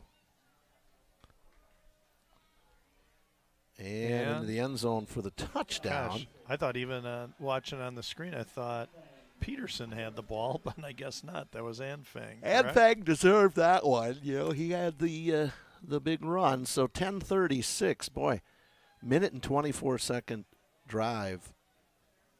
This followed up with a minute and 13-yard drive, and this one has gone south pretty quick. It's now 34-14. Yep. And again, Emily Messer, senior. Oh, it's blocked. Block. Nice hustle. Nick Hall. Great job, Nick. So the conversion attempt fails, and with 10:36 to go in the third quarter, it's Jefferson 34, McFarland 14. Now your offense has got to match the Eagles. Spartans with a couple of scores, though, Bill. Again, you got to look at the positives here in the game. Offenses looked pretty good. Took that first drive down the field, 50-yard drive, thanks to that return by Phillip Robinson and that great heads-up play on the fumble recovery. Right. And then the Spartans with a touchdown pass late in the second quarter. But just really right now, the inability to stop the Eagles. Right, 5 possessions, 5 scores, John. You know, and after giving up 48 last week to the Clinton Cougars. Undefeated Clinton Cougars, John. Yeah, that's. So, and look at the schedule, the way this set up this year for the Spartans. Final 3 games. You played Clinton last week, undefeated. This week we have Jefferson at home, 6-1, and their final game next Friday evening, Beloit Turner, 5-2. So you're playing the 3 top teams in the Rock Valley Conference to close out your season. Yeah, Turner, they're going to have a new community down there. It's going to be, what did I see? The choices were like Village of River Oaks, Village of Turner, or Village of North Beloit. Okay. Aldair Ramirez. Whoops, somebody's got to get the ball here. And Come it's on, loose, and we fall on it. And that's smart, at least. even though it's not raining, when it rains, it pours. So those of you not familiar with Turner, it's located in the township of Beloit, or Beloit Township. And they want to incorporate. So I think Village of Turner would be a good name. Kind of like that, John. Why not? All right. Let's see if we can get something positive happening here, huh, John? Again, we have not seen them go to Cade Werwinski at all on a pass yet. Nope. So there's a pass out on the flat, complete. Herbst thrown out of bounds. Going to pick up about 5. Yep. Let's see, 5. Yeah. Out to the 20. Yeah, they're going to say 6 at the ball at the 24-yard line. It's only Nick's. A hush has fallen over the crowd here. Is there Yes. a crowd in front of us? I think there is. Josted with some running room. Thrown out of bounds there by Andrew Haffelder. So first down for the Spartans out over the 30-yard line at the 34. See if that lucky ball is coming in now. I think it is the lucky ball now. Yep. As you called it, John, that seemed to be good luck last time. Of course, if I can tell what football it is from up here, that's amazing. Jeremiah Price Johnson straight ahead. Hollenberger kind of took his legs out from under him there, so Jeremiah is going to pick up 5 yards, so second down and 5. So, again, Spartans moving the ball here on their first possession of the second half. Ooh, look out. That intended for Herbst. Bill, I'm trying to think. Have we had a turnover yet in this game? I don't believe we have. No. Close. Of course, the minute I say that, 9:42 to go here in the third quarter. Third down and 5 for the Spartans. And handoff. Oh, nice run. block. Gets There around we the go. outside. Going to pick up the first down is Jeremiah Price Johnson, tackled there by Ryan Brost. 13th carry for 56 yards. And that's good to see. Spartans quickly up to the line of scrimmage. Ball at their 46, 1st and 10. Jeremiah Price Johnson again over midfield down to the 49. Tackled there by number 24, Nathan Hebby. Kind of flashing back to the opening series of the Spartans, huh, John? Putting Yeah, the ball on the it's ground and starting to pound it up the middle inside the tackles. Jeremiah again. Nice Down to cut the back off guard. just short of the 45 where he's tackled there by Noah Benson. So going to be short of the first down by a couple of yards. Got to get this, John. 3rd and 2. 8:55 to go. Eagles show blitz and then they'll back off. Almost drew him offside there. See if Derek puts the ball in the air. He's 11 for 17 so far.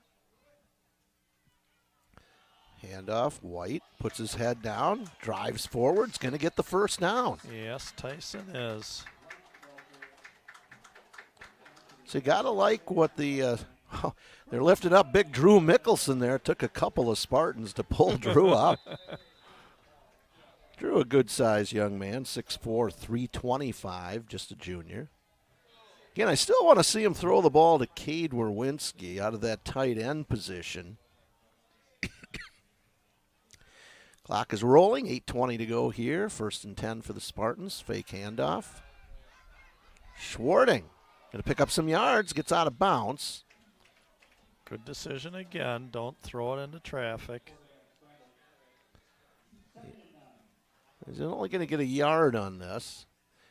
Again, of course, it looks like he's picking up a lot more yardage, but when you're 10 yards behind the line of scrimmage, you got to go 10 just to get back to the line. So Yep, you are correct, John. 8:11 on the clock.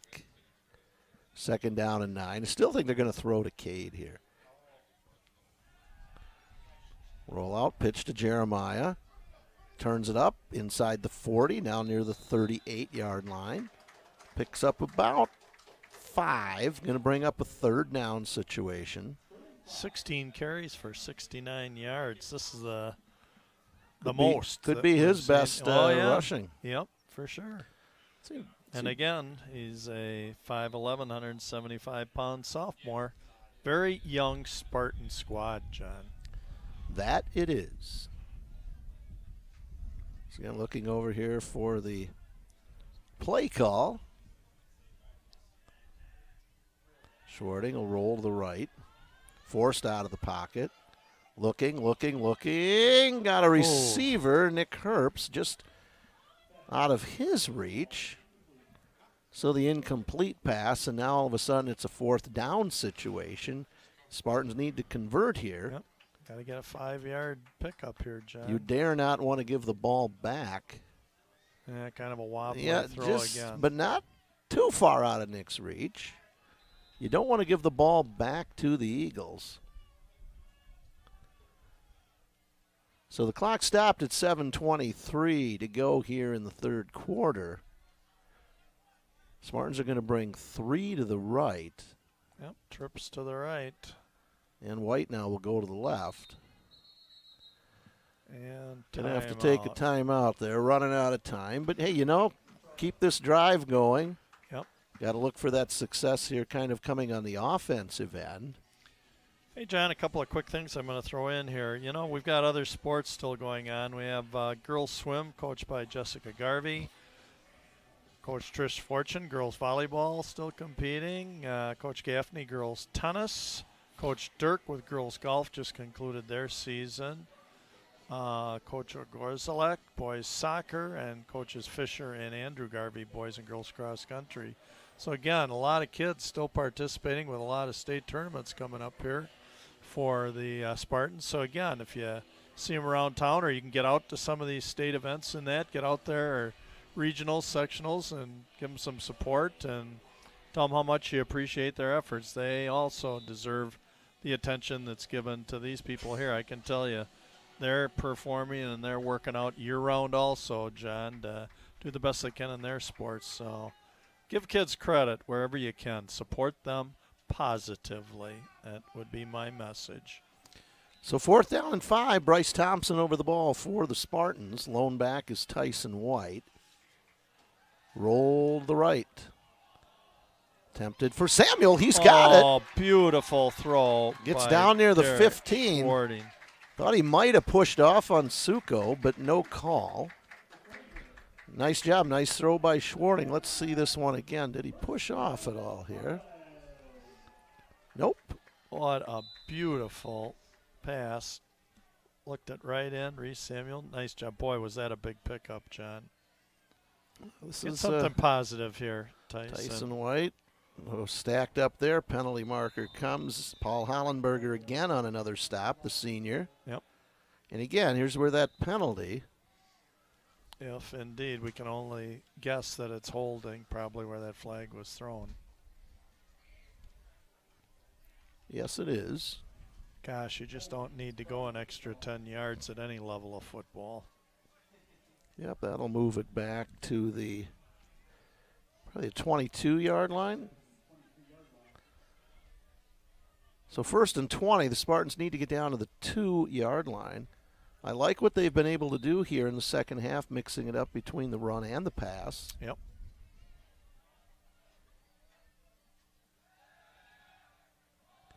Uh-oh, There's it wounded up. duck. And I believe they're going to call some holding Yeah, on the they're defensive back. They're going to say Anfang held Samuel. So we'll get the penalty yardage right back, John. And he wants an explanation out there. And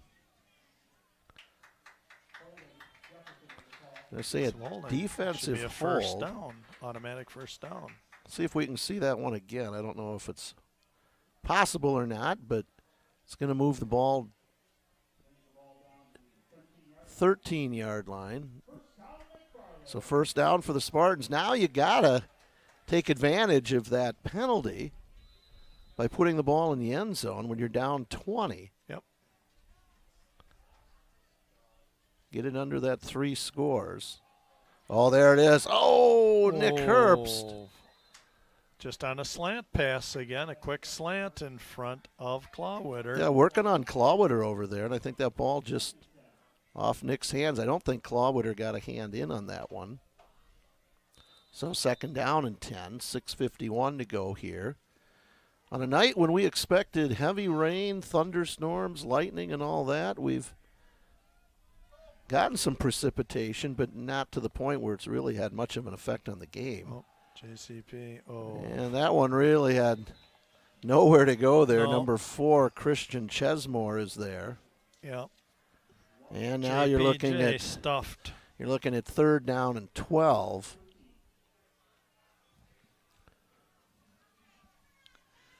So, yeah, that one didn't fool anybody. And, again, Jefferson wins the battle at the line of scrimmage. Yep. 4 down territory, no matter what here, when you're down 20. How about number 84 right here, John? Well, waiting for it, but not out of the backfield. Oh.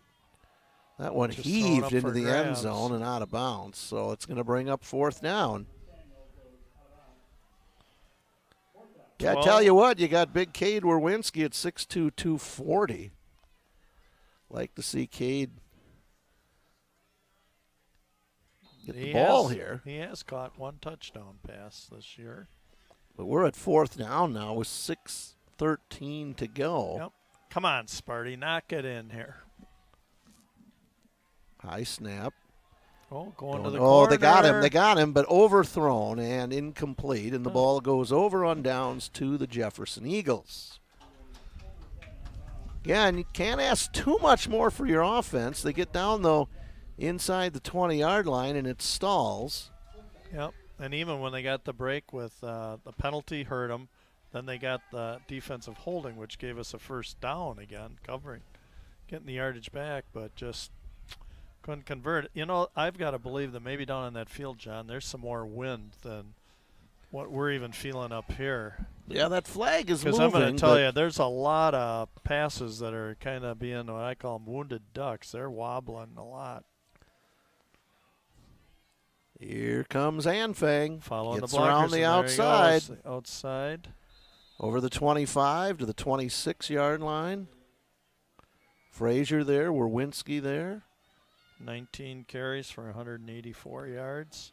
You know, you'd like to wonder if he has, if he wears a Fitbit, how many steps he would get in a football game, John. Well, he hasn't been off the field much. He's not kicking No. off anymore, but No, but he's there on defense, offense. yes, he he's is. going a lot of these kids again, both ways. He and Clawwood are both the two horses in the backfield. Oh, out to the 6'4" is that? Yeah, nice little play there. That Secondary was Matt receiver. Siefkes. He's out to the 36-yard line. That'll move the sticks. Tell you what, just when you think the Spartans are going to get a big defensive play, the Eagles are able to answer. Yep.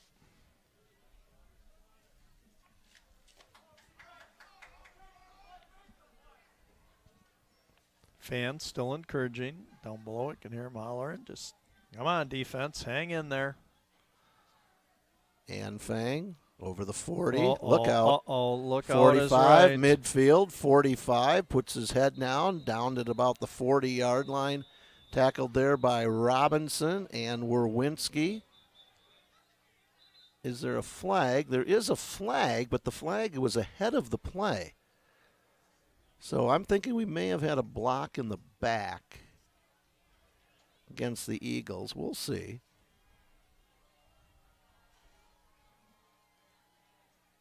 Officials are going to talk this one over. Again, a five-man crew.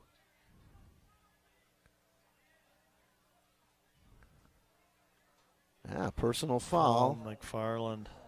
against the Spartans. We've seen that twice tonight. That'll tack yardage on. You can't afford to give Jefferson any penalty yardage. Nope. Because that's going to take it down. Should move it inside the 30. You know, the penalties here have been really crushing penalties, haven't they? The ones that we just kind of point out, they've come at the end of long runs. Has come at the end of the Jefferson had a first half. penalty, though? I'm trying to think back if the Eagles have had a penalty. Good point, John. I don't know. I usually keep track, and tonight I don't think they have. Our crew is shaking their head no, but slacking in my duties here tonight of not keeping track of the penalties. I apologize to our viewers.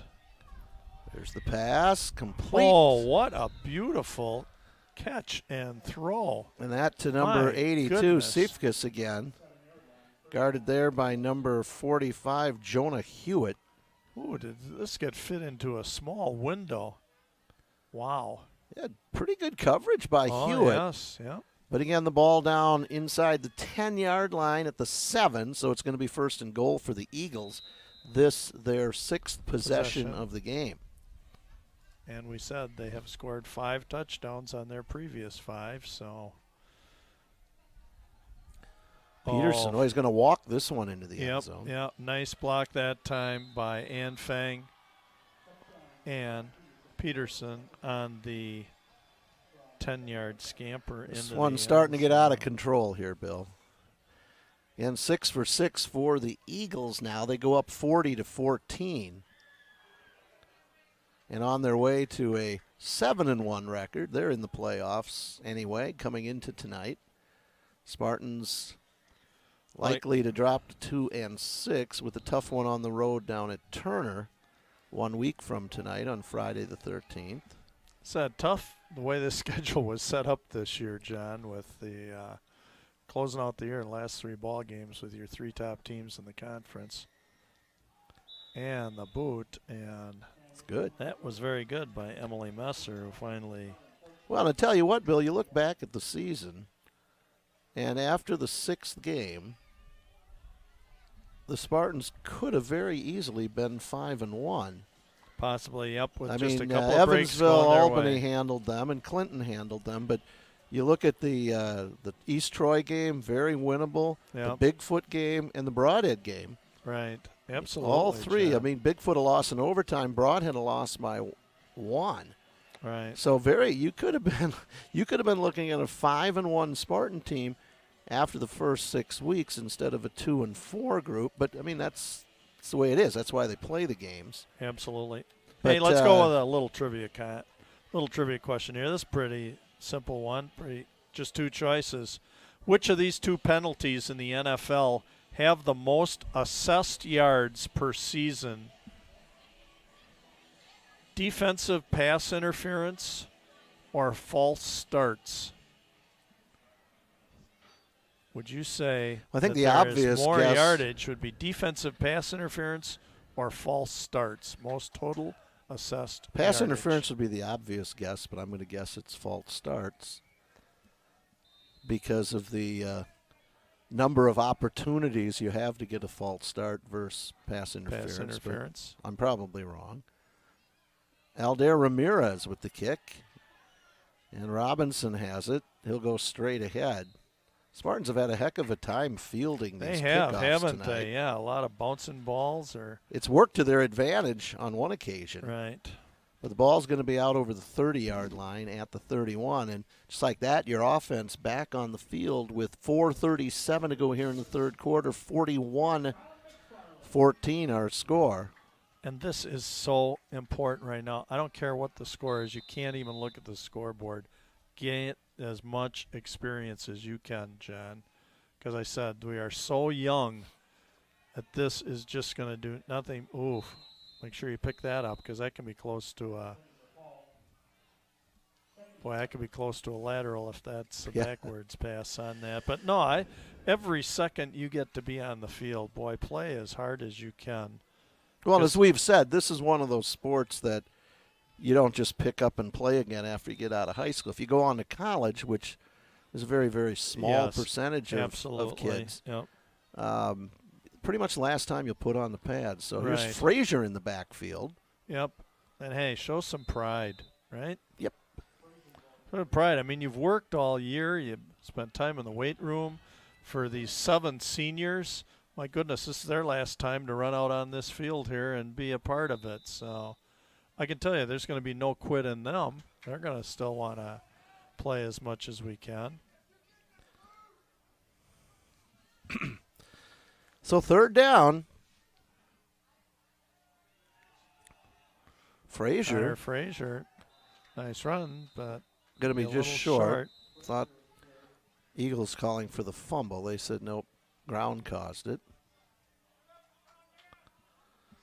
Well, now it's fourth down and a yard. Oh, my book, you go for it again. Yeah, I'm anything to lose, right? Not going to matter if you don't. If you don't get it. Again, you got that 6'2", 240-pound Cade Werwinski in the backfield. Now they're trying to get him to jump off. Maybe look a little bit of confusion out there. Oh, Jefferson wants a timeout. Interesting. Going to call a timeout. Interesting. Up a big lead. Up 4 scores. They don't want to risk giving up a first down. Let me go back to my trivia thing here, John, and we'll get the answer to this out. Which of these two penalties in the NFL do you believe have the most assessed penalty yards per season on average? And I said your two choices are defensive pass interference or a false start. Keeping in mind defensive pass interference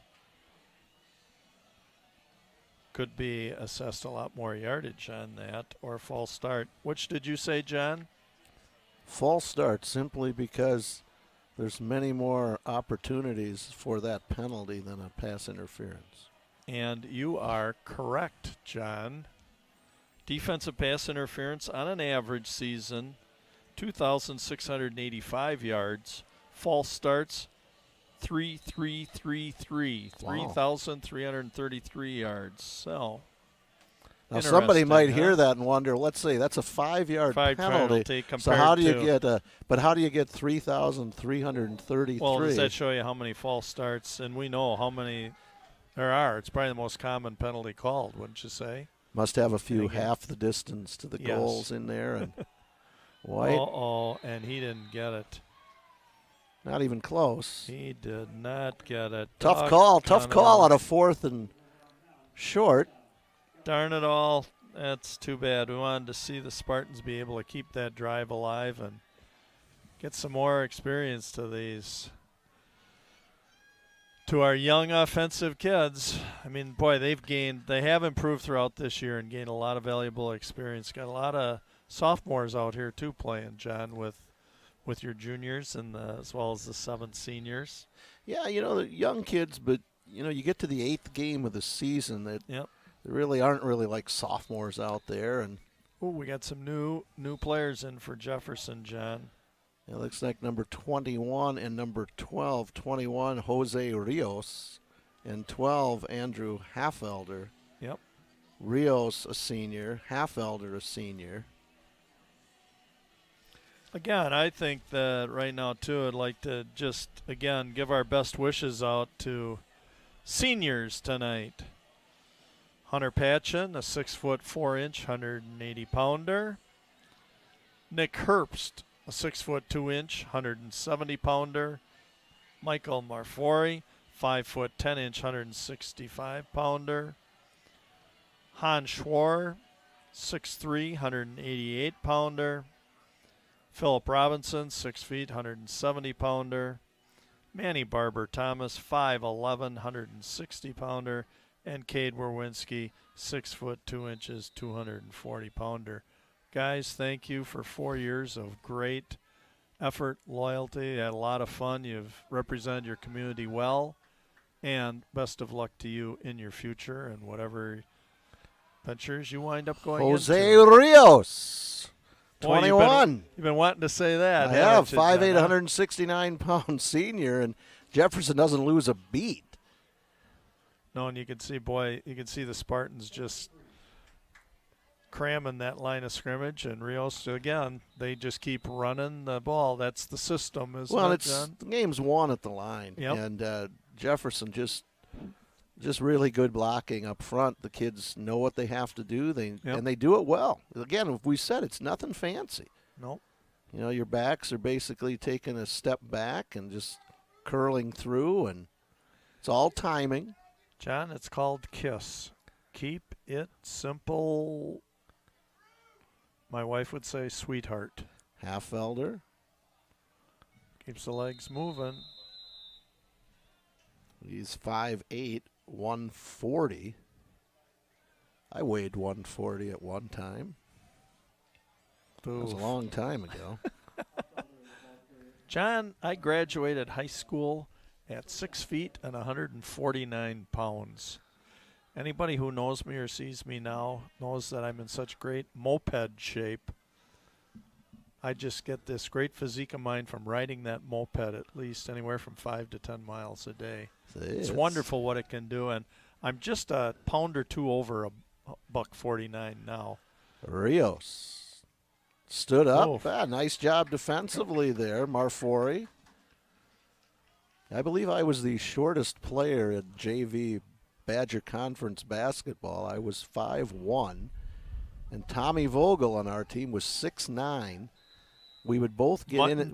We would both get in at the end of the game when the larger crowds back then had assembled for the varsity game. It was like a circus act, as I've used that. The two of us coming in, and boy, if we got a basket, the place went crazy. And there Schwar in the back is mistiming, and there is a stop for the Spartans as they're all over that one. Oh, they just overwhelmed the line. Wait and see. Jonathan Jefferson Kane on the recovery. Has a lot of second stringers in that offensive line, and Spartans just basically almost got 11 guys all up on the line of scrimmage. All right, let's put together a little offensive drive here and get something positive, huh, Spartans? Eagles with that second group in there, and Spartans get a stop. That was our first turnover. First turnover and first time stopping them tonight. And it won't be our last turnover of the night. Oh, they had 6 possessions, 6 touchdowns until that turnover. Well, Jefferson just burns another timeout. They're second of the half. Ooh, do you think that'll be crucial, John, as we go towards the end of the game? Might they need that timeout later in the game? Tell you what, listen to this music. I haven't heard this ACDC song tonight. I think this is probably the 15th time I've heard it play. Andrew, hopefully we don't hear that one and get it get it blocked by our YouTube Well, I think what's privileges. happening, I don't know if we have Jim Bowen, who usually provides the music over there. His daughter's getting married tomorrow. So I assume that maybe he's probably not in the booth here tonight. Looking at, that would be a safe bet. We're not allowed over on that side of the press box, so we are restricted to our area over here. So, got a little shout out here to Mr. Brad Minner, our former athletic director, who gave us a little shout out saying thanks for doing the game, and as well as I hope several others of you at home are enjoying this telecast. As John and myself really enjoyed doing this. We volunteer to do this. We do it out of the goodness of our hearts, and we hope it provides a lot of neat memories for not only for these kids, but for a lot of you people that can't make it out here to the ballpark for one reason or another. Like I said, we've got viewers from all over the world watching these games. It's a pass on the flat. Samuel got some Nice running job. room. Spun forward. Going to have yardage for the first down out at about the 43-yard line. Nice job, Reese. 13 out of 25 so far for Captain Derek of Air Schwarting tonight. Samuel's been the main target here tonight. Boy, we're still in the third quarter. This seems like it's been a long quarter. It has been a long third quarter. High snap, pass over Back here. to Samuel again, again. hang on to the ball, pushed out of bounds.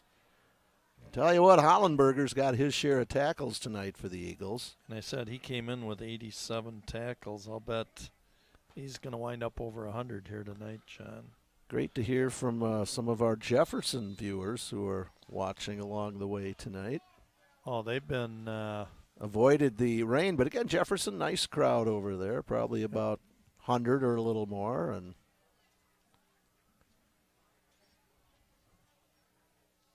that's going to run out the third quarter. So 41-14, the Eagles put 13 points on the board. Spartans shut out in the third quarter. So 1 quarter to go in the home season for the Spartans.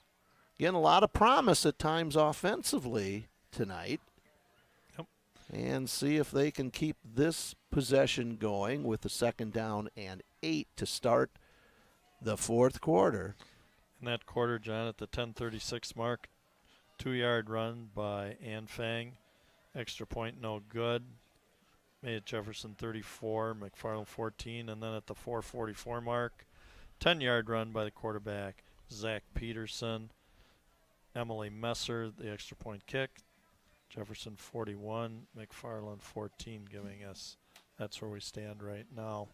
So again, John, this has been very enjoyable again this year. We've seen at times a little more wide open offense than that. And like I said, I think there's a lot of promise here. Some exciting football is going to be played here next year, John. With better get your season tickets now for next year. Yep, but this is going to be exciting because these kids, boy, did they get a lot of experience this year. And the scores, again, it's kind of a lopsided schedule. So you can't always look at, the scores as a sign of improvement. That's White. A lot of contact there, 71 and 74. 71 Michael Stimke and 74 Braden Junker. Braden 6'2", 297. Loses the heaviest player award on Jefferson by a pound to another young man at 298. Here's a pass. Nicely thrown ball by Schwarting. Nice Herbst job. has it. Pushed forward. There again. 71. Michael Stimke, 6'4", 185. Up to make the stop, but good yardage for the first down. And that'll be at the 38-yard line. So 1st and 10 for the Spartans here, just underway in the fourth quarter and trailing 41-14. Yep, Derek Schwarting now 14 out of 26. Frazier got a nice hole there, and he drives right through it. I really like the looks of this Connor Frazier kid. 5'11", 190-pound sophomore, John. He's going to be a tough kid, tough runner the next couple of years. Yeah, again, the youth here. Yep. So the Spartans moving the ball here now inside the Eagles' 30-yard line at the 29. Second down and a yard.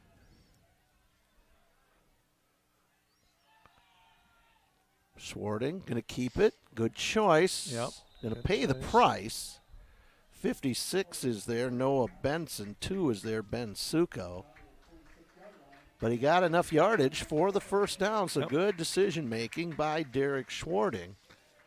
I guess time again for me to mention is I've kind of been remiss. I don't want to forget our crew here again. Before we sum it up at the end here, we got BB, Ben Becks to my right, Patrick Morn, Twin Cities over to my left here. Excellent camera work the entire game. This one's up there. Cade. Hey, we threw it to Cade. Are we going to get a touchdown here? We do. And we get a first pass of the game thrown to Cade Werwinski at 6'2", 240. He's a tough matchup out there. And we get a touchdown. How about that? I've been calling for it all night. Yes, you have, John. That-a-way, Cade. What time is it now, John? For the extra point? It's not extra point It's time. circus It's what? time. I remember the old days of Circus 3 used to be on in Madison. Oh, Cowboy Eddie. And Howdy Olson. Howie Olson and Cowboy Eddie. You got that right. That one's not going to go anywhere. So no circus tonight here on this extra point. So 10-11 to go in the fourth quarter, 41-20. Spartans put it back to a 3-score difference. Good job. Got to like the effort now. Yep. We'll see if Jefferson comes back with their first line offenders. There he is. Oh, there he is. The man in yellow has moved. I love it. The sun has moved to the corner. Yeah. Patrick, can you get on him? Upper right-hand corner. There we go. It's like Zeus. Overlooking again. Nice crowd from Jefferson making the trip over. Yep. And sparse crowd over here on the side for the Spartans. At this point, there may be more fans on the Jefferson side, less the students here. We got a good student section. Squad still hanging It's in a there. tough angle for us, but good student section. But tell you, once the Little Palms and the band are done, people kind of clear out. They clear out, and again, that's all we're going to say. It's probably want to go home and just watch two guys. I mean, how many TV sets in this town? I'm sure people are just glued to their sets watching this, huh, John? I doubt it. Hey, and we're still looking to get ourselves piped into the local I hope they're not watching establishments, to save $4 because, as we've said all along, high school sports, $4. In a lot of the high school sports, there's no admission charge. Right, absolutely. You know, and again, support your community. We want to see McFarland, be a community, and that means you got to go out and support people other than yourselves. But that's another story. Going to pop this one up, live ball. And it goes out of bounds just inside the 20-yard line. There's that. Whoa. That flag went up about 30 yards in the air. Hey, I got to finish, too, my thank yous again here. I don't want the big boss man. We could be losing our jobs here. I got to mention Eric Redding, the big boss man. I didn't get around to you, and I see Eric going, yep. Definitely get me mentioned in there, as well as the mastermind Andrew Day and Smiling Ryan Denzer. I said I can't mention your guys' names really enough this year. And, hey, the voice of McFarland sitting next to me, Mr. John Wells tonight, bringing in a little treat for the boys tonight, a little pizza treat for our appreciation for them. Hey, they do all the work, remember. Yep, during football and basketball, our last games are always pizza nights. A treat by us. Tell you what here, Bill, there's a lot of time left in this one. The Spartans... Oh, you're thinking it's not over yet? I only say that whether we'll see we'll see Ann Fang and others come back in the game, especially if the Eagles muff one. But problem is they're not going to stop the clock, and the Spartans only have one timeout to go. So right. You're going to make it look respectable here at the end of the game. The Spartans putting 20 points on the board is a good show offensively. But again, that offense of the Eagles just too tough. Yeah, they're gonna milk every second out of this until that official waves that arm, meaning there are 5 seconds left to snap it. Well, it went still a little Spartans early. getting some good pursuit on somehow. Halfelder gets out of that one to pick up some positive yardage. Yep. Yeah, and the game plan right now for Jefferson is eat up as much time as you can with 9:10 to go here in quarter number 4. Again, it's Friday night, October 6th, 2017. If you're watching 10 years from now, you're going to wonder how could it possibly be week 8 of the high school football season. I hope I'm still alive in 10 Well, years to maybe look back at this, John. I'm happy if I'm alive in 10 minutes. You know, I mean, we got to appreciate every minute we have because you never know. We're not entitled to any additional time on earth other than what we have. And Jose Rios going to be stopped. Eagles are going to have to kick the ball away. Yep. There's that beard on the sideline there right at the 40-yard line. If we can get a shot of that. Number 22, I think that's Ian McGowan. Kind of an Andrew Day look-alike over there. Right there, I believe he's got the beard. On the 40-yard line. See if we can find up a him little there. Now. Right here, number 20. Number yeah, 22. That is an Andrew Day look-alike over there. Right there. There we go. You thought I was jesting. Certainly I am not. Check that out. They're going to go for it, Bill, or try to get us to jump off, one or the other. Yeah, and they're going to take time out. Coach isn't happy. Now you know what I want to see, Bill. And again, it's 3 touchdowns. But I want to see if the Eagles got to go back to their first-line kids here the next time they get the ball, especially if we can score. Well, if we score, I think you might see that. I don't know. I've been in that situation as a reserve player playing against Beloit Memorial my sophomore year, and they put us all in the game, and next thing you know, Beloit's got it down to 8 points. And our Hall of Fame coach, Kevin Keene, he was. Oh yeah. I was on Kevin's first team as a coach in Monroe back in, had to be about 1976 or 77, and Kevin went on. High school then? Yeah, Kevin went on to coach the high school boys, and then took off a few years, and then came back with the girls and had an incredible run down there. And Kevin, one of my favorite people to talk to. Oh, great man. Great man. You were in high school, and I was already stop. He's going to get it. Boy, credit the effort there by Halfelder. I thought we had him a couple of times. He's able to get it, not by much, but it doesn't matter. You know, John, I'm going to throw this in right now, too, for some of you viewing at home. Our next telecast is going to be girls and boys basketball starting in late November. We do not have a schedule out yet. Just as long as you get that Monona Grove boys-girls doubleheader in December over winter break. Yep. We'll be doing that. So we're going to get the superintendents out there, who I know both of them, at halftime for a free throw shooting contest. Neither one knows about that yet, but do they know what a basketball is? Superintendent at MG might be favored on that one, but I don't know if they know what a if we have a talent show with the saxophone, Andrew Burdell, I tell you, he would not going to find a more talented musician than he is. Yeah, and he entertained us, I think it was last year, at the opening teacher gathering, and I thought we're probably the only school in the United States to have the superintendent playing the saxophone for us. And a la Bill Clinton. Yeah, it was right. It's all leaders must play. This is a great place to be, great place to live here in McFarland. Fumble. Ooh, fumble. Who's got it? Still loose.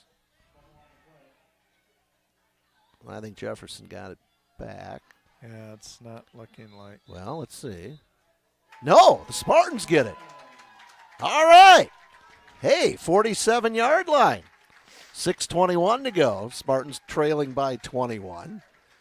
Bill, I just got this hunch that if we can go the distance here. Oh, and look at what came out, John. That golden football. The lucky ball. The lucky ball. The power ball. Let's see. The money ball. I'm liking this. Up some late Marfori is in. Also number 45, Jonah Hewitt. Yeah, we're kind of. Players just like coming from all over here. I think that probably a timeout is going to be needed here. I don't know. I don't think we expected to get the ball back that quickly, and all of a sudden we were ill prepared there. And but nobody believed me about that Andrew Day beard contest there. Looking good there, Ian. Love it. Little does he know. I'm how looking much in the window. He's I'm looking in the window here, and I can kind of see Andrew Day back there. That's Ian behind us, isn't it? I'm trying to compare it, and if those of you in Jefferson are wondering what the heck are they talking about, maybe we should put our 22 producer jersey back there, on the master. Andrew with a similar beard. We're having fun. Hopefully, we don't offend anybody in Jefferson. No. If we do, it won't be the first time, but certainly not intentional in any means. So, all right, Spartans. Like I said, it's our pleasure to be able to bring these games to you, and I think there are a lot of grandparents and other people from a lot of different places that are getting an opportunity to watch their friends, relatives, family members be able to participate in some high school sports. And got Tyler Neal now in a quarterback. Enjoy it. Got a few different names. Offensive line looks to be pretty similar. We've got Tucker Jarrett in. We've got Marfori. We've got Hewitt. We've got Austin Miller. Neal, the quarterback, out here to Marfori. Don't see Michael play too much on the offensive side. But, hey, getting the shot tonight. Yep. As it should be. Big number 79 out there, Eric Bredlow, 6'2", 298, just a junior. Well, they got some beef up there with Junker at 297, Bredlow at 298. Combined for almost 600 pounds there, Bill, on the defensive line for the Eagles. Hey, look at Neal. Neal down the sideline. Hey, inside the 30-yard line. Fooled everybody. Nice job. Fooled me. Yep. Well, nice how job. about that? Hey, it must be those pink socks. Tell you what. Tyler Neal, 6'1", 170, and a sophomore. Yep.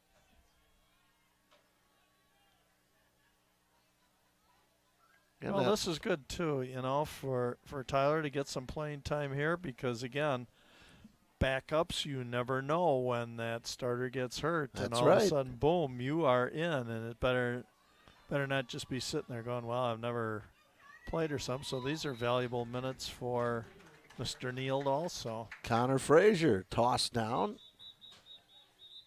And we've got an injured player. And we never do comment really on injuries, and rightfully so. So again, Bill, you'll be ready for an exciting basketball season coming up here. The girls expected to have a good season. The boys, a little different look this year for the boys. Conference is going to be now that we're going 10-team conference. The boys, you got a pretty good program down there at Turner. You'll have a solid program at Clinton. Evansville is always good. East Troy is always East good. Troy, the team to really watch is Edgerton. Yep. They had us at McFarland last year, and we kind of pulled one out of the hat there at the end. But right, I remember that was that putback that was of question. Oh yeah, that's when the crowd descended on us on the scorers table. Well, that was interesting. I went back, and remember we did replay after replay. We went back to the station, actually, and freeze framed it and saw that it was .01. Yeah, and the question wasn't the putback. The question was the additional time that had been put on. Got put back on. That the Edgerton crowd, I believe, thought that was our decision on the scores table, and that was not. That was the officials who came over and said, put this time on. And as PA announcer, I blew it because I probably should have explained that to the crowd, but I thought that might just incite them even more. And Doesn't matter. I mean, it just. I tell you what, though, I debated going back and announcing again because, to be honest with you, I'm tired of sitting on the scores table and listening to people behind me yell at the officials, question every call as the game goes on. And that's not fun, having to sit there and listen to that. And I'm only hearing the opposing side. It's probably no so you're different. saying there are multiple officials that sit in the stands all during I've the seen games, guys show up there and from the opening tip of the JV game yeah. until the end of the varsity game. And, Yep. and that's not fun to listen to. And nonstop.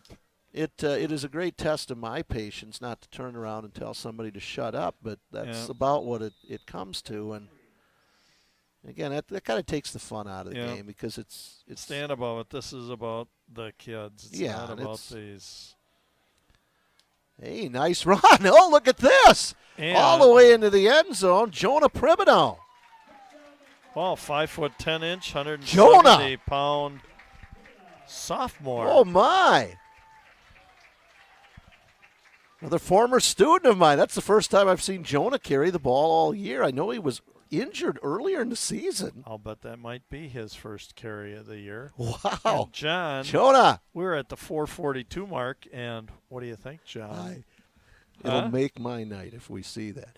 It's 41-26. Spartans now. It's two-score game here.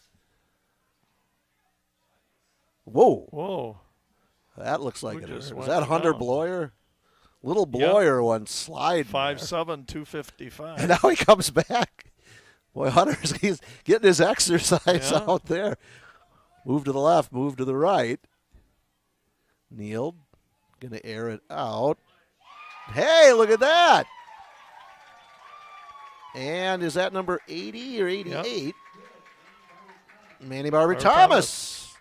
It's 41-28. It's a 13-point game. Do the Jefferson Eagles bring their starters back out onto the field? What do you think, John? What do I think? 4:42 to go. This is a big decision, because I'm going to say yes. I'm going to say they're going to bring them out. We're probably going to go for an onside kick here. Again, why not? You are correct. This will be an onside kick. You know, that's great.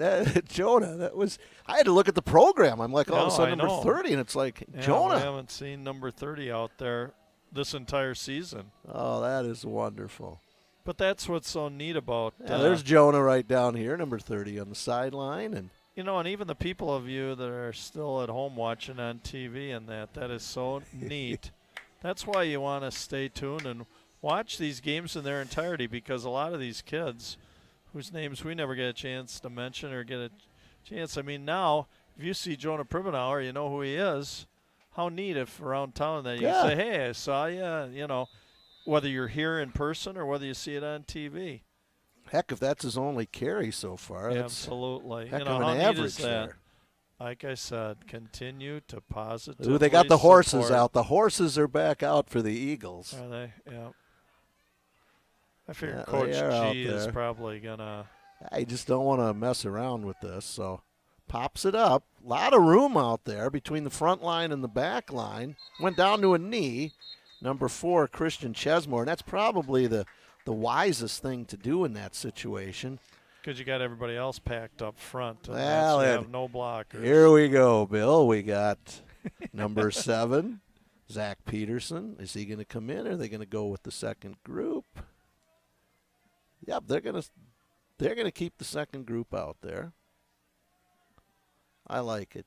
And you know what, Bill? That shows confidence in those kids, and that goes a long ways. Do you want to know the thing is? They've got a playoff berth wrapped up, John.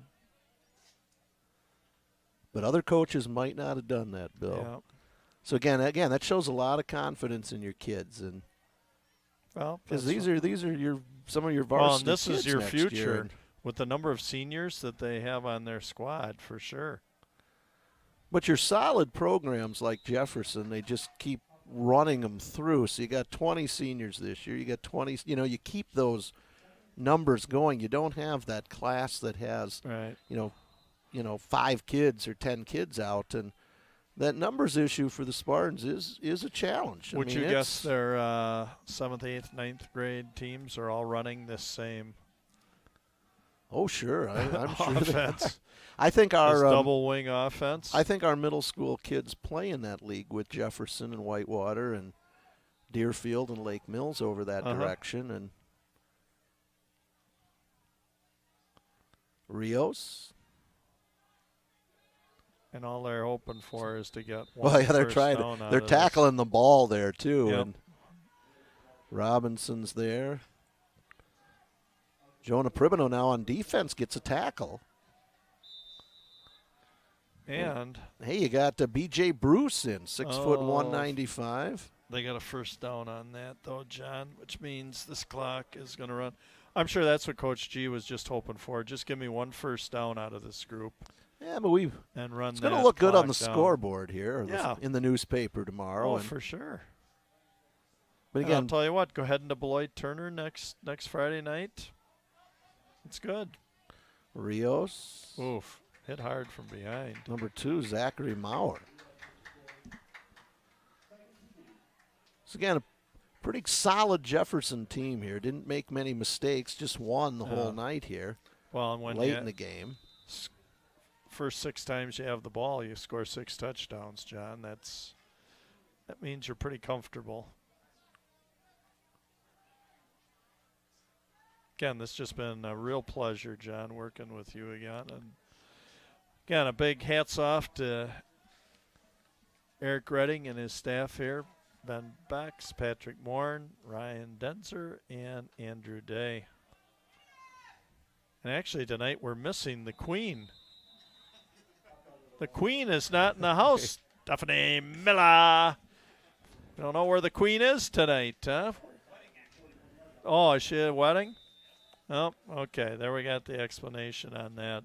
Looks like Dan Frank on the sideline. Yes, it is tonight. Dan Frank on the sideline tonight. Dan's almost as tall as that that down marker. The down there. marker, Or the yep. it's. Yep.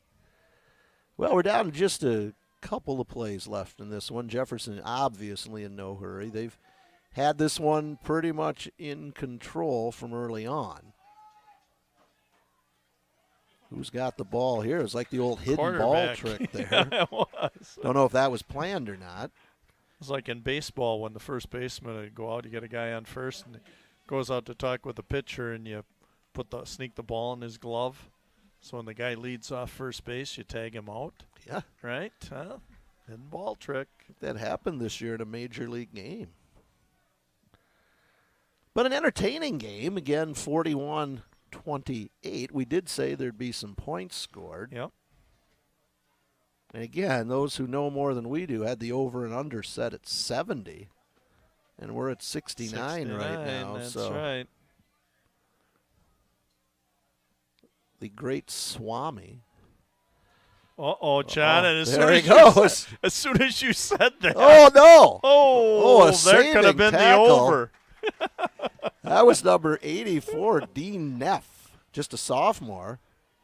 Who made that touchdown It's so save? funny that you'd say that in this next play. It's almost like I'm watching the game after the fact here, and I Yes. sound like I know more. Nice tackle by Michael Suter, number 16. Yep. Saving those of you that have the underplay in this. Yeah, now ball on the 20-yard line. Again, Jefferson, Nice push-up, smiling Ryan. maybe two plays here. Yeah, 45. and are they going to just take a knee, or what do you think? Boy, this is an awful John? tight formation Yep. if they're not. Well, we're taking a knee, and Now that 70-point over-under is safe. Yep. If you went under. yep.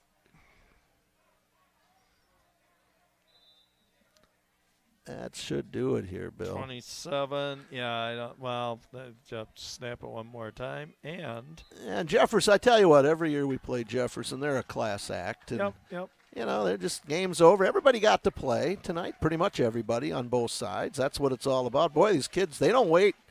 They're right out there to shake hands. Yeah, they are. And that's what it's all about here. It's high school sports. And, again, football, you know, these seniors one more time with an opportunity to put on those pads and helmets, and that Yep. will do it for their season. So one more game for the Spartans next week at Turner. Jefferson still with a shot at the conference title, depending on how Clinton did tonight. And the Spartans fall to 2-6. Jefferson improves to 7-1. Yep. And Bill, we'll let you wrap it up here. Okay, John.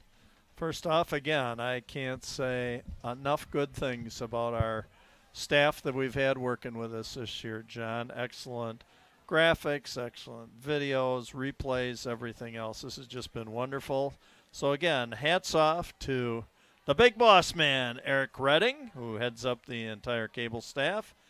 And under him would be BB, Mr. Ben Becks, Mr. TC out of the Twin Cities, Patrick Morn, the mastermind, Andrew A. Day on the board, and last, smiling Ryan Denzer. And again, this crew, we will be reunited when we start with boys and girls basketball in late November. So be sure and join us for those telecasts at that point in time.